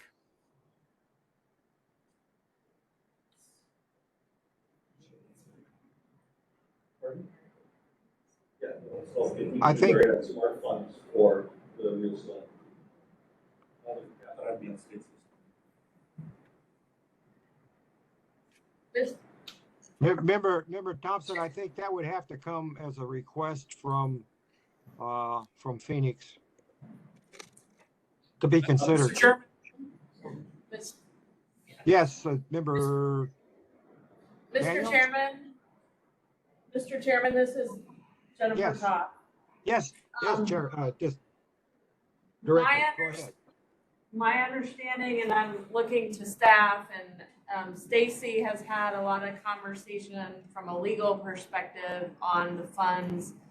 We would have to use it either on the state highway system. So this project, we wouldn't be able to use our funds to help the city of Phoenix on this one. Thank you. Again, Chairman, thank you. Again, I feel that the the solo application is well justified and meets the criteria. And I think if we were to take it separately, I would suggest that we approve that first one first. Thank you, Member Thompson. Member Daniels, did you have something that you wanted to say? Yeah, thanks, you guys. We had this conversation, I think, several months ago now, about the definitions and the criteria within the SMART grant program. I recognize that Phoenix is not viewed as rural. However, there are parts of Phoenix that are actually still very rural. And so we need to get real specific about what rural means. And we also need to tighten up our guidelines. And I think that that was underway and may have already been completed since that this last round of applications.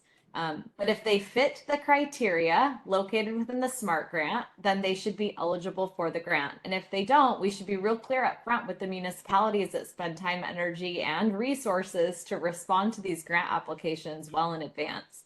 So it's my understanding that the City of Phoenix's application meets all of the same standards, even if it is not viewed specifically by all members of this board as being rural. And again, that definition has changed. Gilbert used to be considered a rural community and it is no longer, but I'm not sure that there's been a definition shift as far as the makeup of the community. So I'm sensitive to this and I recognize how much time, energy, and resources it takes to respond to a grant application. And I think changing the rules or using one word out of the title to limit partway through this process is really, in my view, a very unfair way of doing this. So I would recommend that we allocate the funds, the full 5.8 million, and distribute that as best we can equally, everybody taking an equal percentage. I'm not that great at math, so I need staff to let us know what that means, but I would be glad to make a motion when the time is right to reduce everyone's amount by the same percentage so that we can expend the entire 5.8 million and do that in a really equitable way. That to me is the only response I think that merits, taking into consideration the time, energy, and effort that all these municipalities contribute to this process. Doing the math. Thank you. I appreciate your comment. I would just like to say that I think it's quite obvious what the state legislature's intent was. They messed up. They didn't get it right the first time, so they had to do an amendment. That amendment, had they not waited so long to sign die, would have gone into effect, and it was not their intent, obviously, that the City of Phoenix be included and eligible for the grant money, the SMART money. It's obviously that they did not intend that to happen. Circumstances being what they are, and the fact that they adjourned so late means that won't actually go into effect till October, but it will go into effect in October, and then they will no longer be eligible, which is what the intent of the legislature was to begin with. So I really think that we should keep this money for what it was intended for, rural transportation, and Rio Salado is obviously not rural transportation. Chairman, with all due respect, I've gotten in big trouble over the years trying to interpret the intention of the legislature, and I would highly recommend we don't try to interpret their intention, even though the language that they've included now has provided additional clarity. It's a slippery slope for us to walk down as a state board to try to translate the intention of a large legislative body. That's not our job. Normally I would agree, but they have made it perfectly clear what their intention was by doing the amendment. That had they not done that, then we would be on a slippery slope, as you say, because we would have to be what their intentions. But now we know exactly what their intentions were. They spelled it out in the amendment. They realized they had screwed up, and now the amendment will take effect October 30th, and then there will be no discussion about whether they're eligible or not eligible. I'm just looking at whether or not it's rural transportation, which is what the SMART fund is supposed to be. And in my mind, it's not rural transportation. I'm sorry, and I can't. I like compromises, but I can't go for it. Understood. Any other comments? Mr. Chair, sorry, I'll defer to Jenny. I heard her wanting to speak up. I'll defer to her first. Thank you, Ted. And actually, this takes me back to the question you had for the city of Phoenix, and I didn't quite receive a complete explanation as to if the project would move forward without these funds. It was a little bit contradicting to me. So, City of Phoenix, if you're still on the line, I'm understanding maybe you're taking a phased approach and a portion of the project is funded through whatever means you've taken. You still are in the process of applying for grants and seeking other funding, and this money would be leveraged to apply or replace funding that you could utilize to leverage for these grants. That's what I'm understanding, but could you clarify that for me?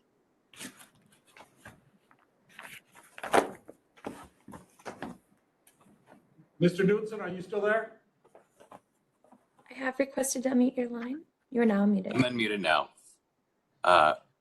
So to answer the question, the as of awarded, which is the $25 million we received from the RAISE grant program and the local match we're trying to use right now, yes, we will move forward with the project with or without these funds. Thank you. Mr. Chair. Yes, who was that? This is Ted. Yeah, Ted.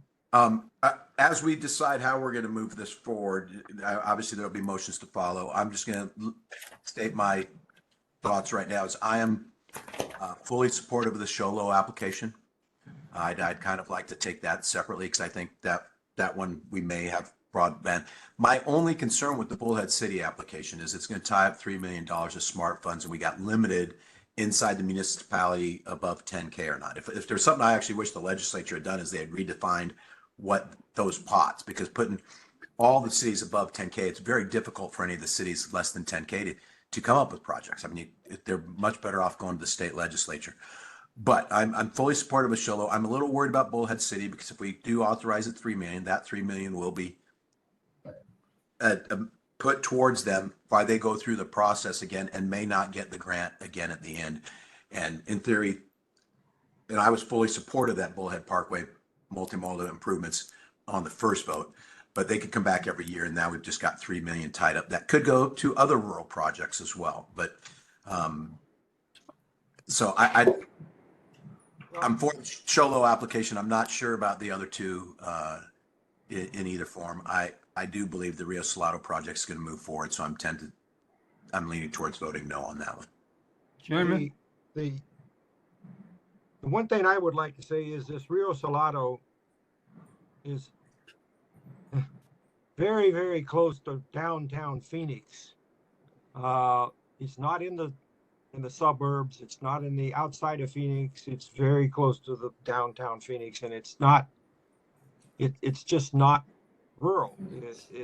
We're taking away funds. Actually, these funds were supposed to be, as we've treated them in the past, so that rural communities can apply. Before, they couldn't even apply for some of these federal grants because they didn't have the financial wherewithal to come up with the matching funds. The SMART funds were supposed to give them that opportunity. And so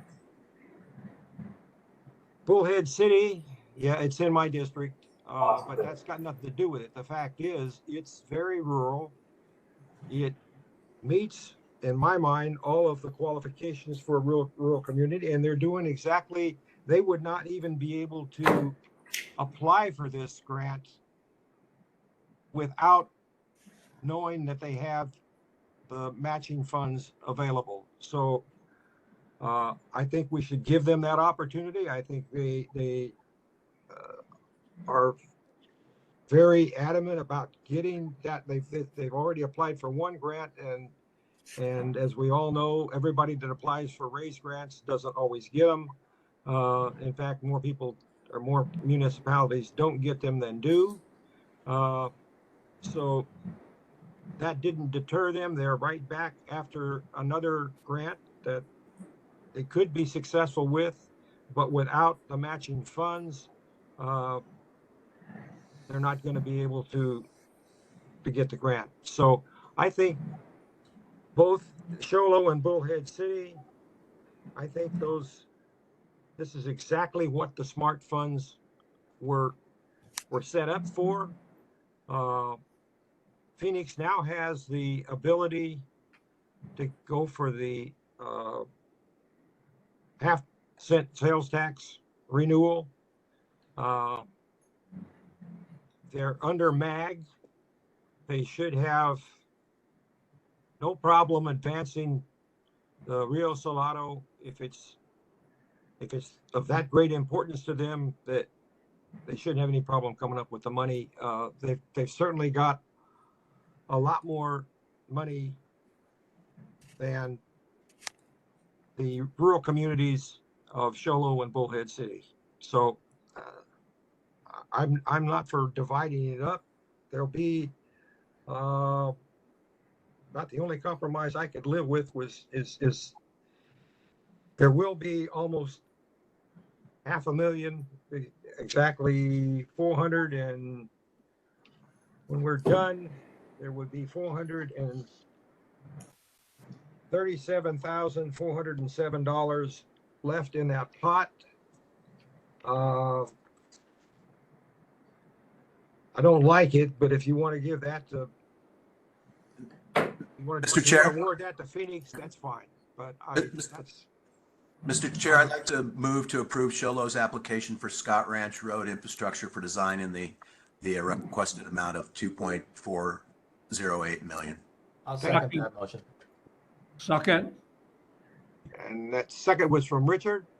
Board Thompson, Board Member Thompson. Okay, thank you, Jesse. I have a motion from Member Maxwell and a second from Member Thompson to approve the Smart Fund application for the city of Show Low and the amount requested. Floyd, would you call for the roll vote? Vice Chairman Searle, Aye. Member Daniels, Aye. Member Daniels, Aye. Aye. You get to vote twice, Jen. That was only one vote. Okay. Member Met, Aye. Member Maxwell, Aye. Member Thompson, Aye. Member Howard, Aye. Chairman Knight. Aye. So, Mr. Chairman, that was a 7 unanimous vote. The motion carries. Gary, this is Richard. Yes, Richard. Before we go forward with the next motion, I would support Board Member Daniel's recommendation to split this. I have concerns, and Ted voiced it well. Bullhead City, we approved that last couple of months ago. They weren't successful in their grant. They're going for another grant. I understand, but there's no assurance that they will get it. And at the meantime, Phoenix, which I did not support sending the money to last time, but since they have been approved, the project's going forward. I would support splitting the funds between the two if Board Member Daniels wants to make that motion. Well, let me say this, the amount of the Smart Fund to Phoenix, whatever it is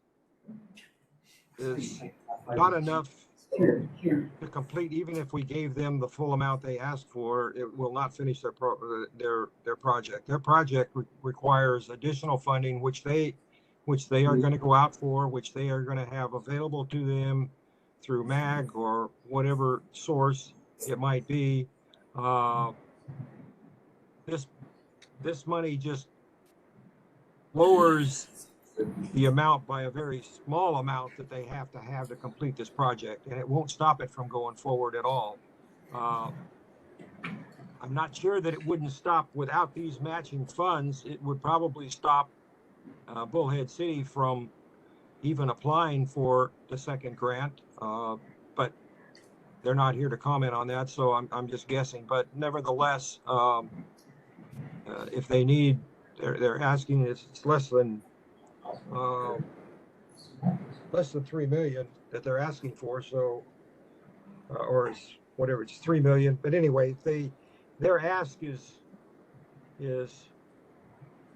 just to match what they're applying for. And as I mentioned before, that's exactly what these funds are for, is so that they can apply for the fact that they applied and did not get a grant previously has not deterred them from continuing to apply for grants. And that's what you have to do when you're a rural community, and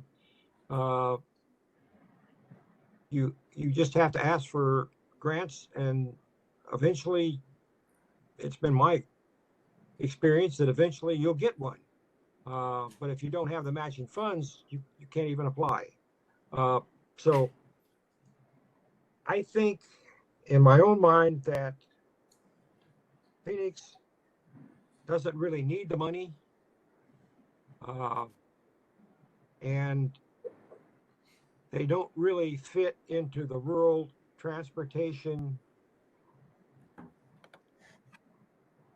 mode of what this SMART fund was intended for. So I really think that we should keep these SMART funds as they were intended for rural transportation and not jump through some loophole that the legislature left in it the first time they passed it. And with that, I would entertain a motion to approve the SMART fund application for Bullhead City.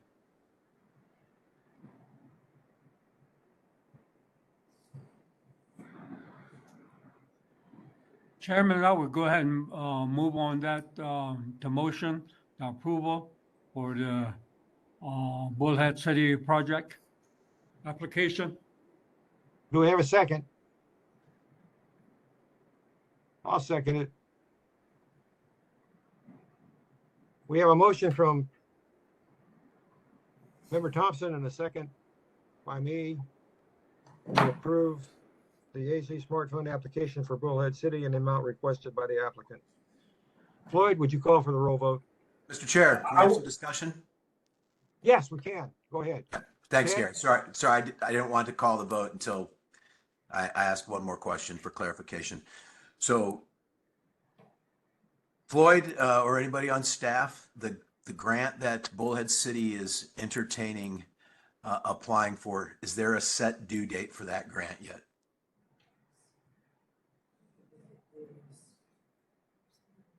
It's today, actually. Let me confirm that. Well, I don't know that the staff is looking at that, but Mr. Chairman, there is the assistant city manager from Bullhead City who is online, has his hand raised if you wanted to go ahead and ask him direct questions with the city of Bullhead.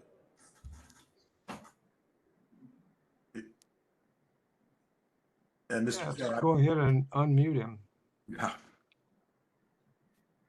So Bryce, can you please unmute Mr. Edgar Kachirwa?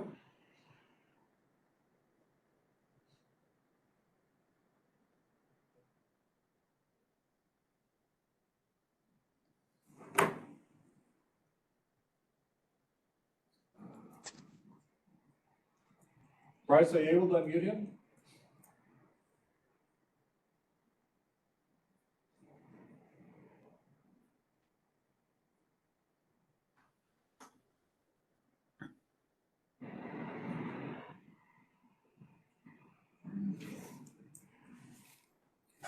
All right, so are you able to unmute Edgar?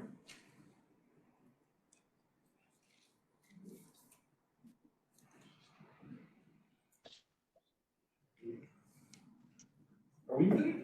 No, you're muted. Lloyd is muted. Edgar, have you raised your hand?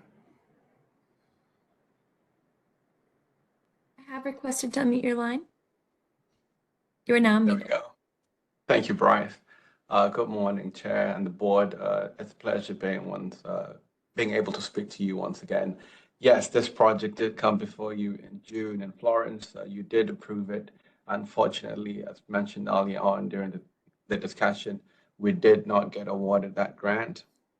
I do appreciate the robust conversations that have occurred over the past few minutes. And we will be submitting this grant under the MPDG grant that is due on August 21st, which will be Monday. So it's not due today, as Ali mentioned, but due on Monday. This project for us has been a top priority for the City Council since, I will say, since the early 2000s. Actually, we've been trying to see how we can resurface this road. The Department of Transportation and Federal Highway Authority has come out and done some tests over the past few years, and have also indicated that it needs major changes. Last year, when we applied for it, we didn't get it, but the project was a highly designated project. Under the RAISE grant this year, they came back and gave us higher scoring due to the partnership that we had with ADOT in terms of project administration and the technical expertise that ADOT will bring on board. I think the only issue they had with that was the financial aspect of it. We have clarified everything. And one thing that I'd also like to mention is with the MPDG grant, in comparison with the RAISE grant, you're competing with all the cities across, all the cities and counties and other administrations across the United States. With the MPDG grant, it's been split between mega, infra, and rural. So similar to AZ Smart, the rural portion of the MPDG grant clearly has to be allocated towards rural municipalities and areas. So we do believe we stand a better chance with this, especially given the traction and positive feedback we have gotten back from DOT. And we will highly appreciate your support for this project, as we've had multiple deaths and accidents and fatalities on that particular parkway. And it's a much needed project. The city of Bullhead City has been working on this, and we'll be able to make this project work. But as mentioned, when it comes to the financial aspect of it, it's just one of those projects that we really can't do. We don't have property taxes. Our financial sort of flexibility is limited, and any sort of grant that we can get, we do appreciate, and we always look for the opportunity to go after that with the hope that we can get it. And to sort of just give further input on the discussion that is ongoing right now, we applied for it in June. We didn't get it. As set forth in the statute, those funds went back to the AZ Smart Port. This grant is due on August 21st. They're probably going to announce winners within the next 3 months or 4 months. And then if not awarded, those funds could come back and fall within municipalities over 10,000. I stand for any questions. Thank you. Ted, do you have any questions? Yeah, Gary, what I'd like to ask, I appreciate you coming back in front and explaining to us the status of where you stand right now. If you were to receive 2 million or a lesser amount than the 3 million, would you still be able to go forward with your grant application? Or does your grant application for the grant due next Monday require the full 3 million to go forward?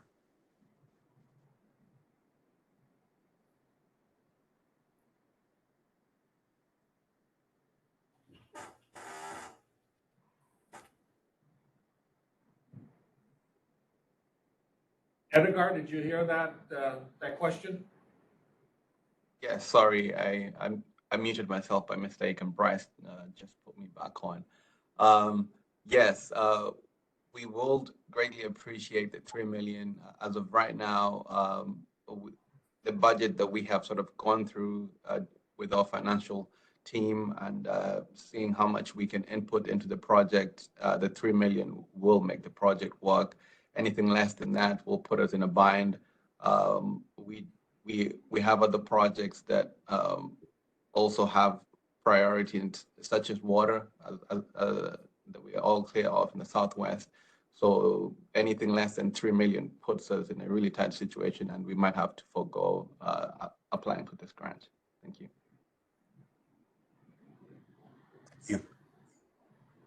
Any other questions from the board? I would just like to say one thing more. Both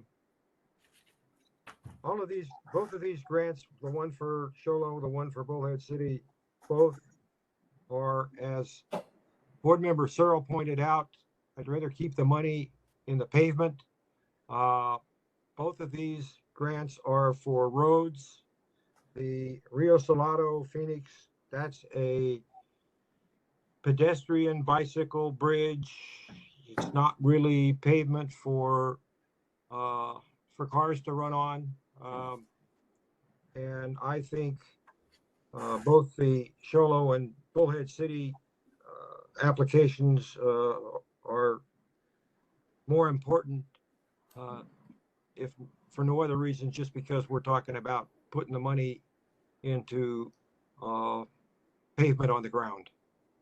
And that being said, is there any other comments or discussion from the board? In that case, we have a motion and a second. Floyd, would you call? I call for the roll vote. Vice Chairman Searle, Aye. Member Daniels, Aye, and I'd like a chance to explain my vote once we're done. Thank you. Member Mack, No. Member Maxwell, Aye. Member Thompson, Aye. Member Howard, Aye. Chairman Knight. Aye. Mr. Chairman, with a vote of 6-1, ayes, the motion does carry, and Member Daniels would like to explain her vote.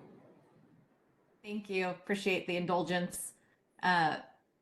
I'm in favor of expending these dollars to benefit our communities. That's the bottom line, is these dollars need to be spent in a way that benefits our state. I'm, I think, disappointed in the way that we weren't able to find a compromise that would benefit all of the communities in our state. And as much as I'm a huge fan of the Rio Reimagined project. I think it's going to do wonders for both the state as well as for an underserved area of Phoenix, as well as the rest of the communities that will benefit from that. Basically every city going west, including Buckeye and Avondale and all of the other cities that stand to benefit from the Tres Rios project and Rio Reimagined. So I'm disappointed that we were sort of divided, if you will, on this, but I am in favor of expending these dollars to benefit our communities. So I congratulate Bullhead City and wish them all of the best in getting their secondary grant.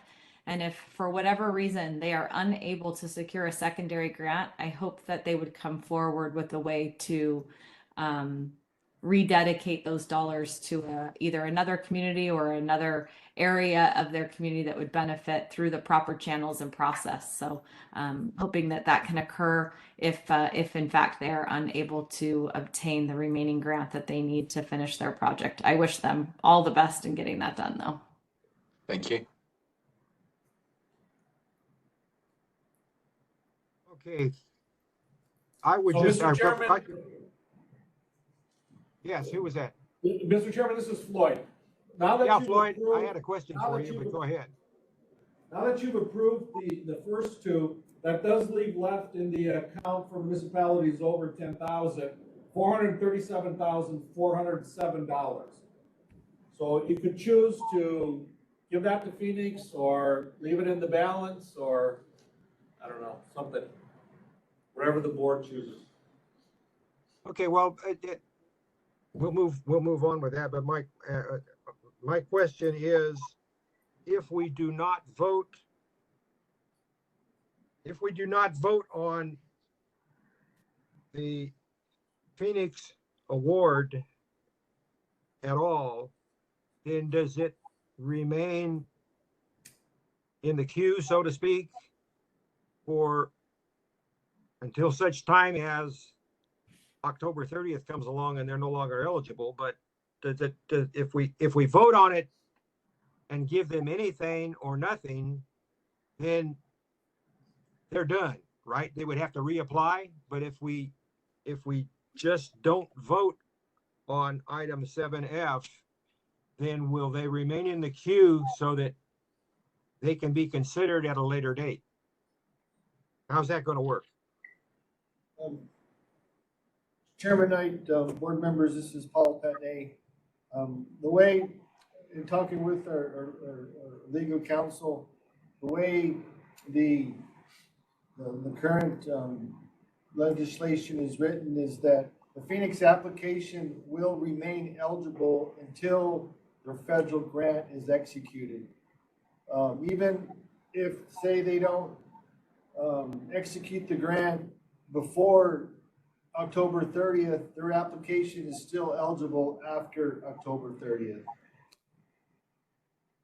Okay, but if as Floyd suggested, we vote to give them the balance that's in the fund, and then they're done, right? Their application has been addressed.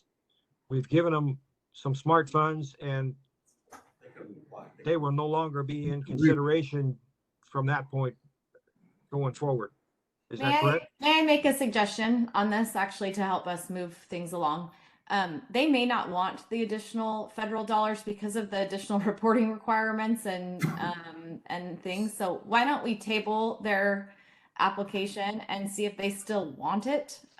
Maybe they can answer that on the phone right now, but if they wanted the remaining funds or not, I'd like to know that before we allocated them.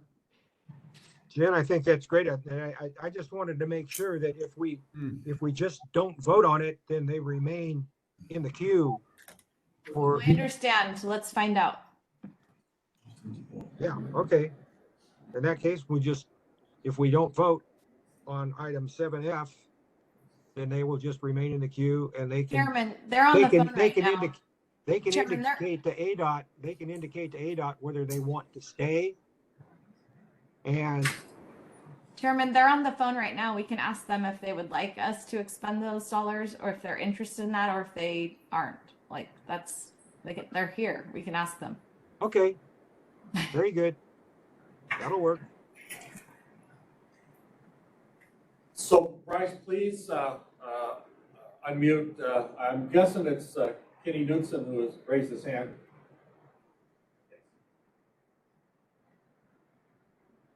You are now muted. Yeah, thank you. Mr. Chair, members of the board, yeah, our intent on this was always trying to do our best to be able to do more work of an important project. And so anything does help. We are diligently working towards executing our grant agreement, but that is not going to happen for a while, because it does take some time once you have a grant award like this to get to a grant agreement. We would like to be able to remain eligible.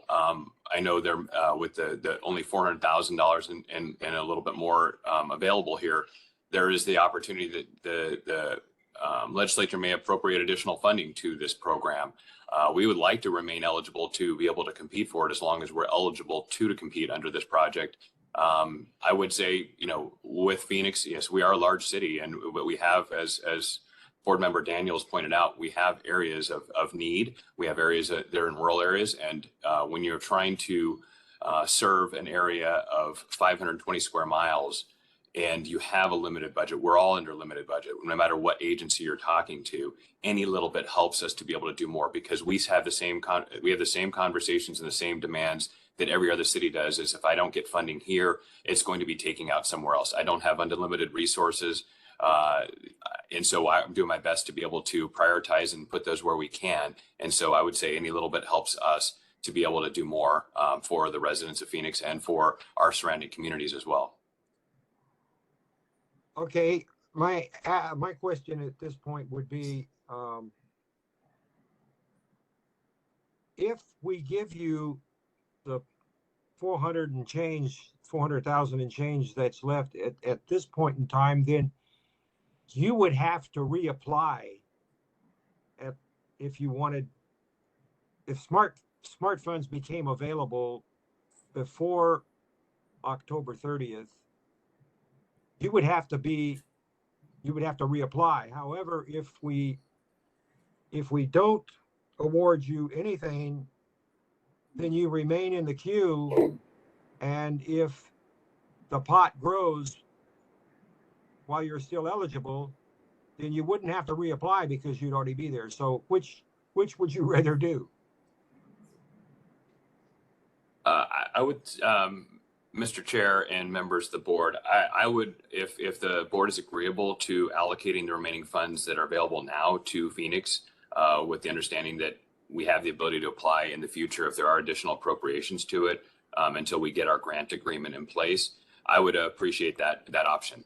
So if the board so moves. I'm Okay, willing to thank you. make that motion. I have a motion from Member Daniels. Do I have a second? I'll second that.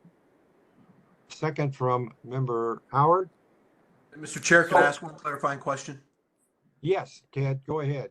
So what I heard Paul say is because their application was submitted now when they are currently eligible, and the date will always be that they submitted it during it's eligible, that until their grant's executed, they could receive more money.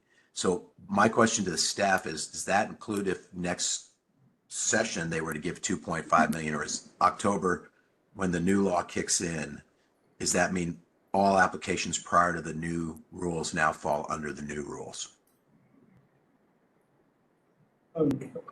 Chairman Knight, Board Member Maxwell, the way the current guidelines are put together and the way we are interpreting the statute, once we award any amounts of dollars to an entity, they are no longer eligible to come back in and reapply under the same grant. And so if we were to give the balance of the funds to the city of Phoenix, they cannot come back under the same application and apply for more money. But then, Mr. Chairman, then the second part to that question is, after October 30th, when the laws goes into effect that the legislature passed, then the city of Phoenix is not eligible after that. Right. Application, correct. Right. Yeah. Thank you. Any other questions for Paul or for Floyd? So, Mr. Any Chairman, other this comments? is Floyd.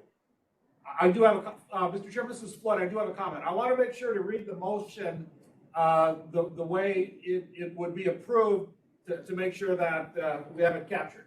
And in this case, the motion is to approve Phoenix's application for the Rio Salado Bicycle Pedestrian Bridge for a match in the amount of $437,407. And then that would use all the available funds that are in that category. That was the motion. And it's been seconded. Any other discussion? It's been motioned and seconded. Yes, sir. I have a motion and a motion and a second motion by Member Daniels, a second by Member Howard, to approve in the amount of $437,407 to Phoenix.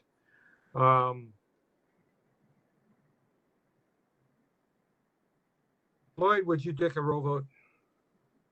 Vice Chairman Searle, Aye. Member Daniels? Aye. Member Mick? Aye. Member Maxwell? Aye. Member Thompson?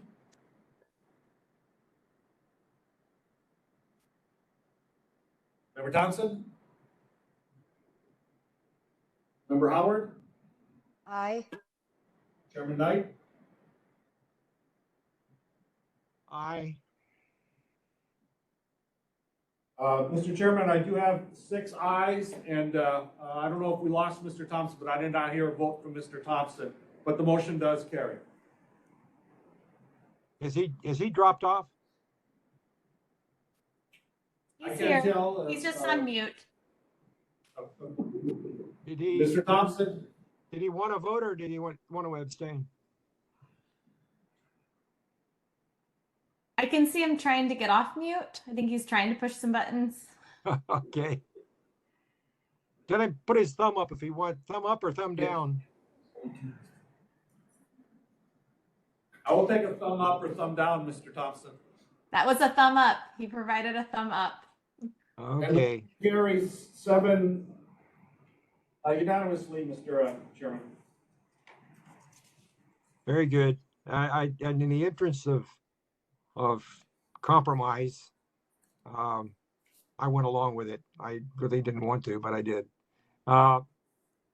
So now we'll move on to item 7G. This one should be a lot easier.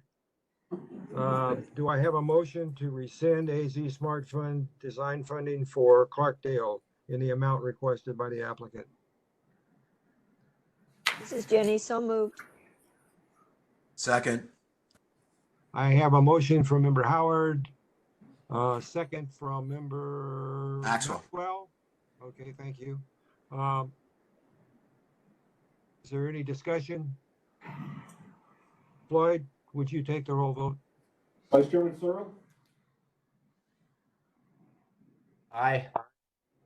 Member Daniels? Aye. Member Mick? Aye. Member Maxwell? Aye. Member Thompson? Aye. Member Howard? Aye. Chairman Knight? Aye. Chairman, the motion carries unanimously. Thank you. We'll move on to agenda item number 8, State Engineers Report with a stand-in for Greg Byers. Chairman Knight and board members, I'm pleased to present the State Engineers Report for the first month of fiscal year 24, and I promise it will be more benign than the last discussion. So we have 98 projects under construction at a contract value of 2.1 billion right now. We did finalize, close out 9 projects in July at 13.4 million. So obviously our fiscal year to date is 9 projects finalized. Next slide, please. So one thing that we shared with you before is our construction cost index. So we're currently at the end of the year of fiscal 23 at 2.25. And that is based on a base year of 2016. So yes, that's a doubling in cost over, if I do my math right, close to 7 years. Next slide, please. Since I'm in the pavement business, I thought this would be something interesting for the board members. This is our total cost of AC per ton per year. It fluctuates kind of like the CCI, but obviously we have different components that lead into the CCI. Right now, we're comparable. We did actually have a decrease in fiscal 23, but I can tell you when I filled up my Jeep yesterday, we're going to have an increase. It's probably going to go back up to more like 2022. And oil is just one component in our binder mix. There's lots of other polymers, but oil is one of the main components. So we do fluctuate with that. So we're following our CCI, and I wanted the members to know, what we're looking at in terms of what that is for our total AC. And that's it for the State Engineers Report. Be happy to answer any questions. Any questions from the board? Hearing none. And we will move on to agenda item 9. And you're still up. So Chair and board members, these are our new construction contracts. Thank you for the consent agenda approval of the 3, but we have 4 that we need to talk about. Next slide, please. This is going to be something new. We have a running total here, and we have, we're going to talk about 7 projects. We're looking at awarding 5 on this list. Next slide, please.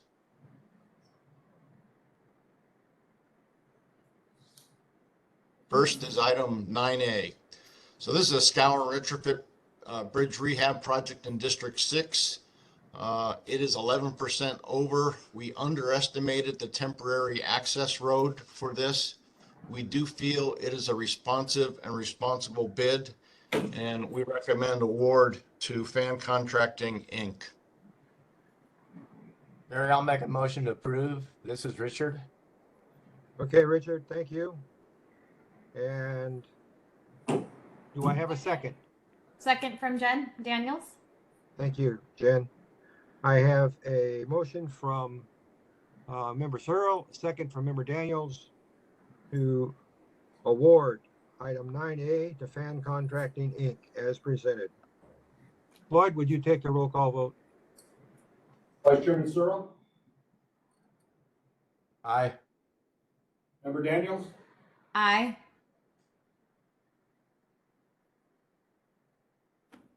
Aye. Member Beck, Aye. Member Maxwell, Aye. Member Thompson, Aye. Member Howard, Aye. Chairman Knight. Aye. Chairman, the motion carries unanimously. Thank you, Floyd. Go ahead. Next project is 9B, again in District 6, and this is one of 2 rumble strip projects I'll be talking about today. Significantly over engineer's estimate, and one of the main reasons was the mobilization. The subs were going to come in from California. We only had 1 bidder. Staff does not feel this is a responsive and responsible bid, so our recommendation is to reject all bids. And we will be repackaging this to something with another pavement pres project. This might not be enough book of business for some of these firms, and we think if we bundle it with another project, we'll get better bids. Staff's recommendation is to reject all bids. Do I hear a motion to reject all bids on item 9B? This is Richard, so moved. Richard, was that you or Jackie? I'll second it if somebody will leave a motion. Yeah, I made the motion, Gary. Okay, thank you. A motion from Richard and a second from Jackie to reject all bids, item 9B. Would you please poll the board? Vice Chairman Searle, Aye. Member Daniels, Aye. Member Beck, Aye. Member Maxwell, Aye. Member Thompson,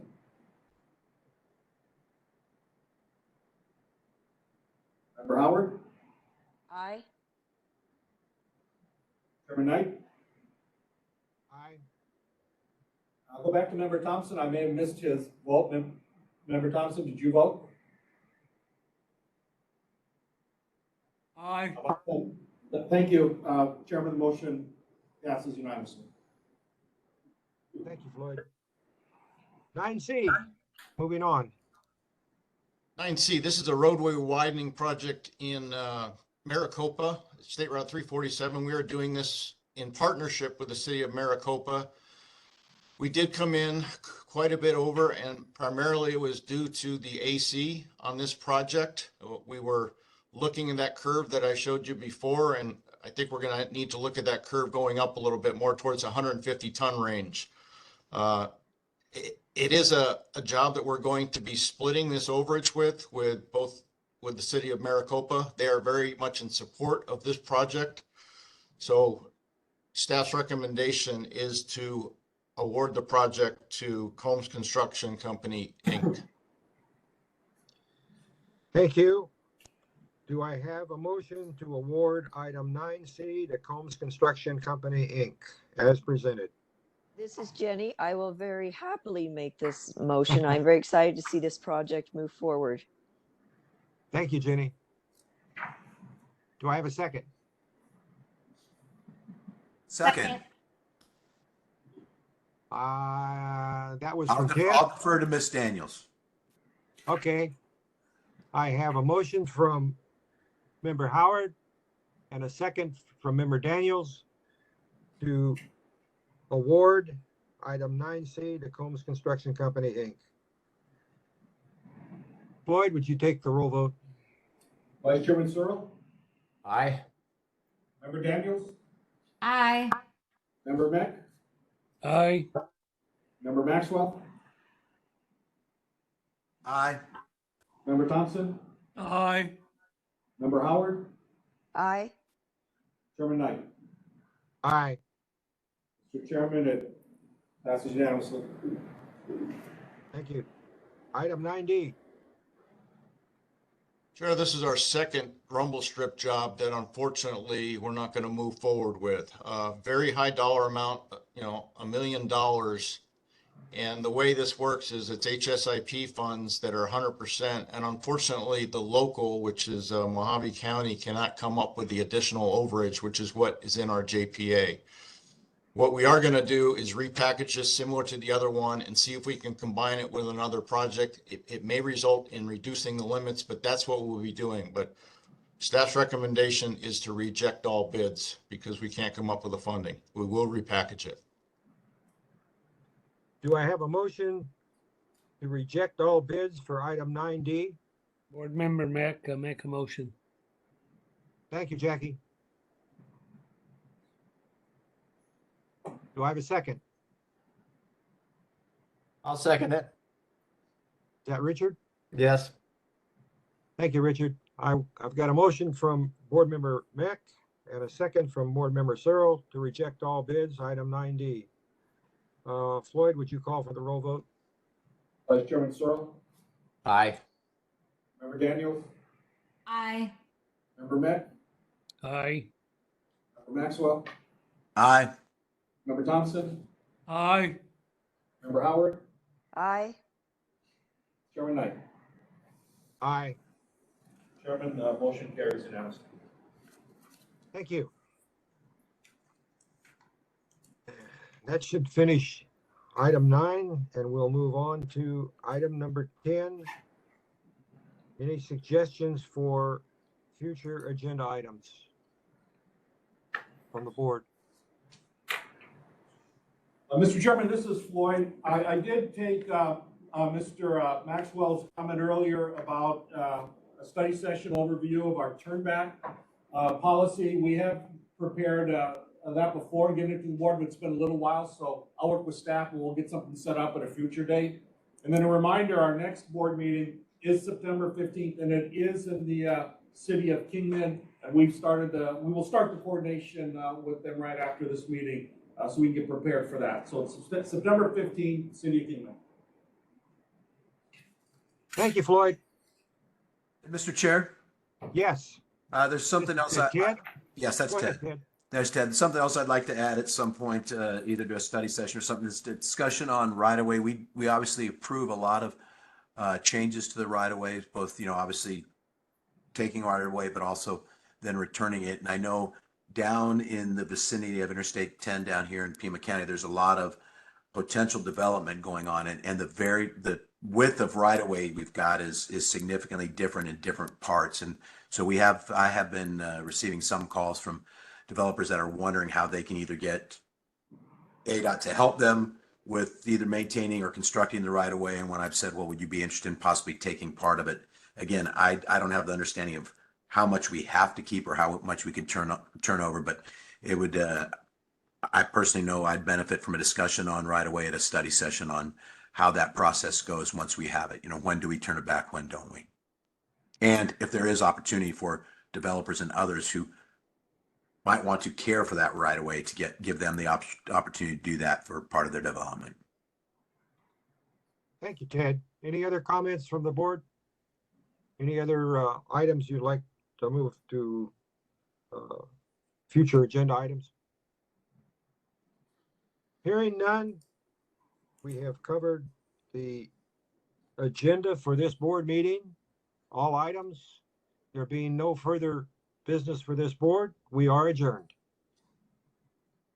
Have a good weekend, everybody. Thank you for all. Thank you. For See you, all your- everybody. all your comments. Goodbye.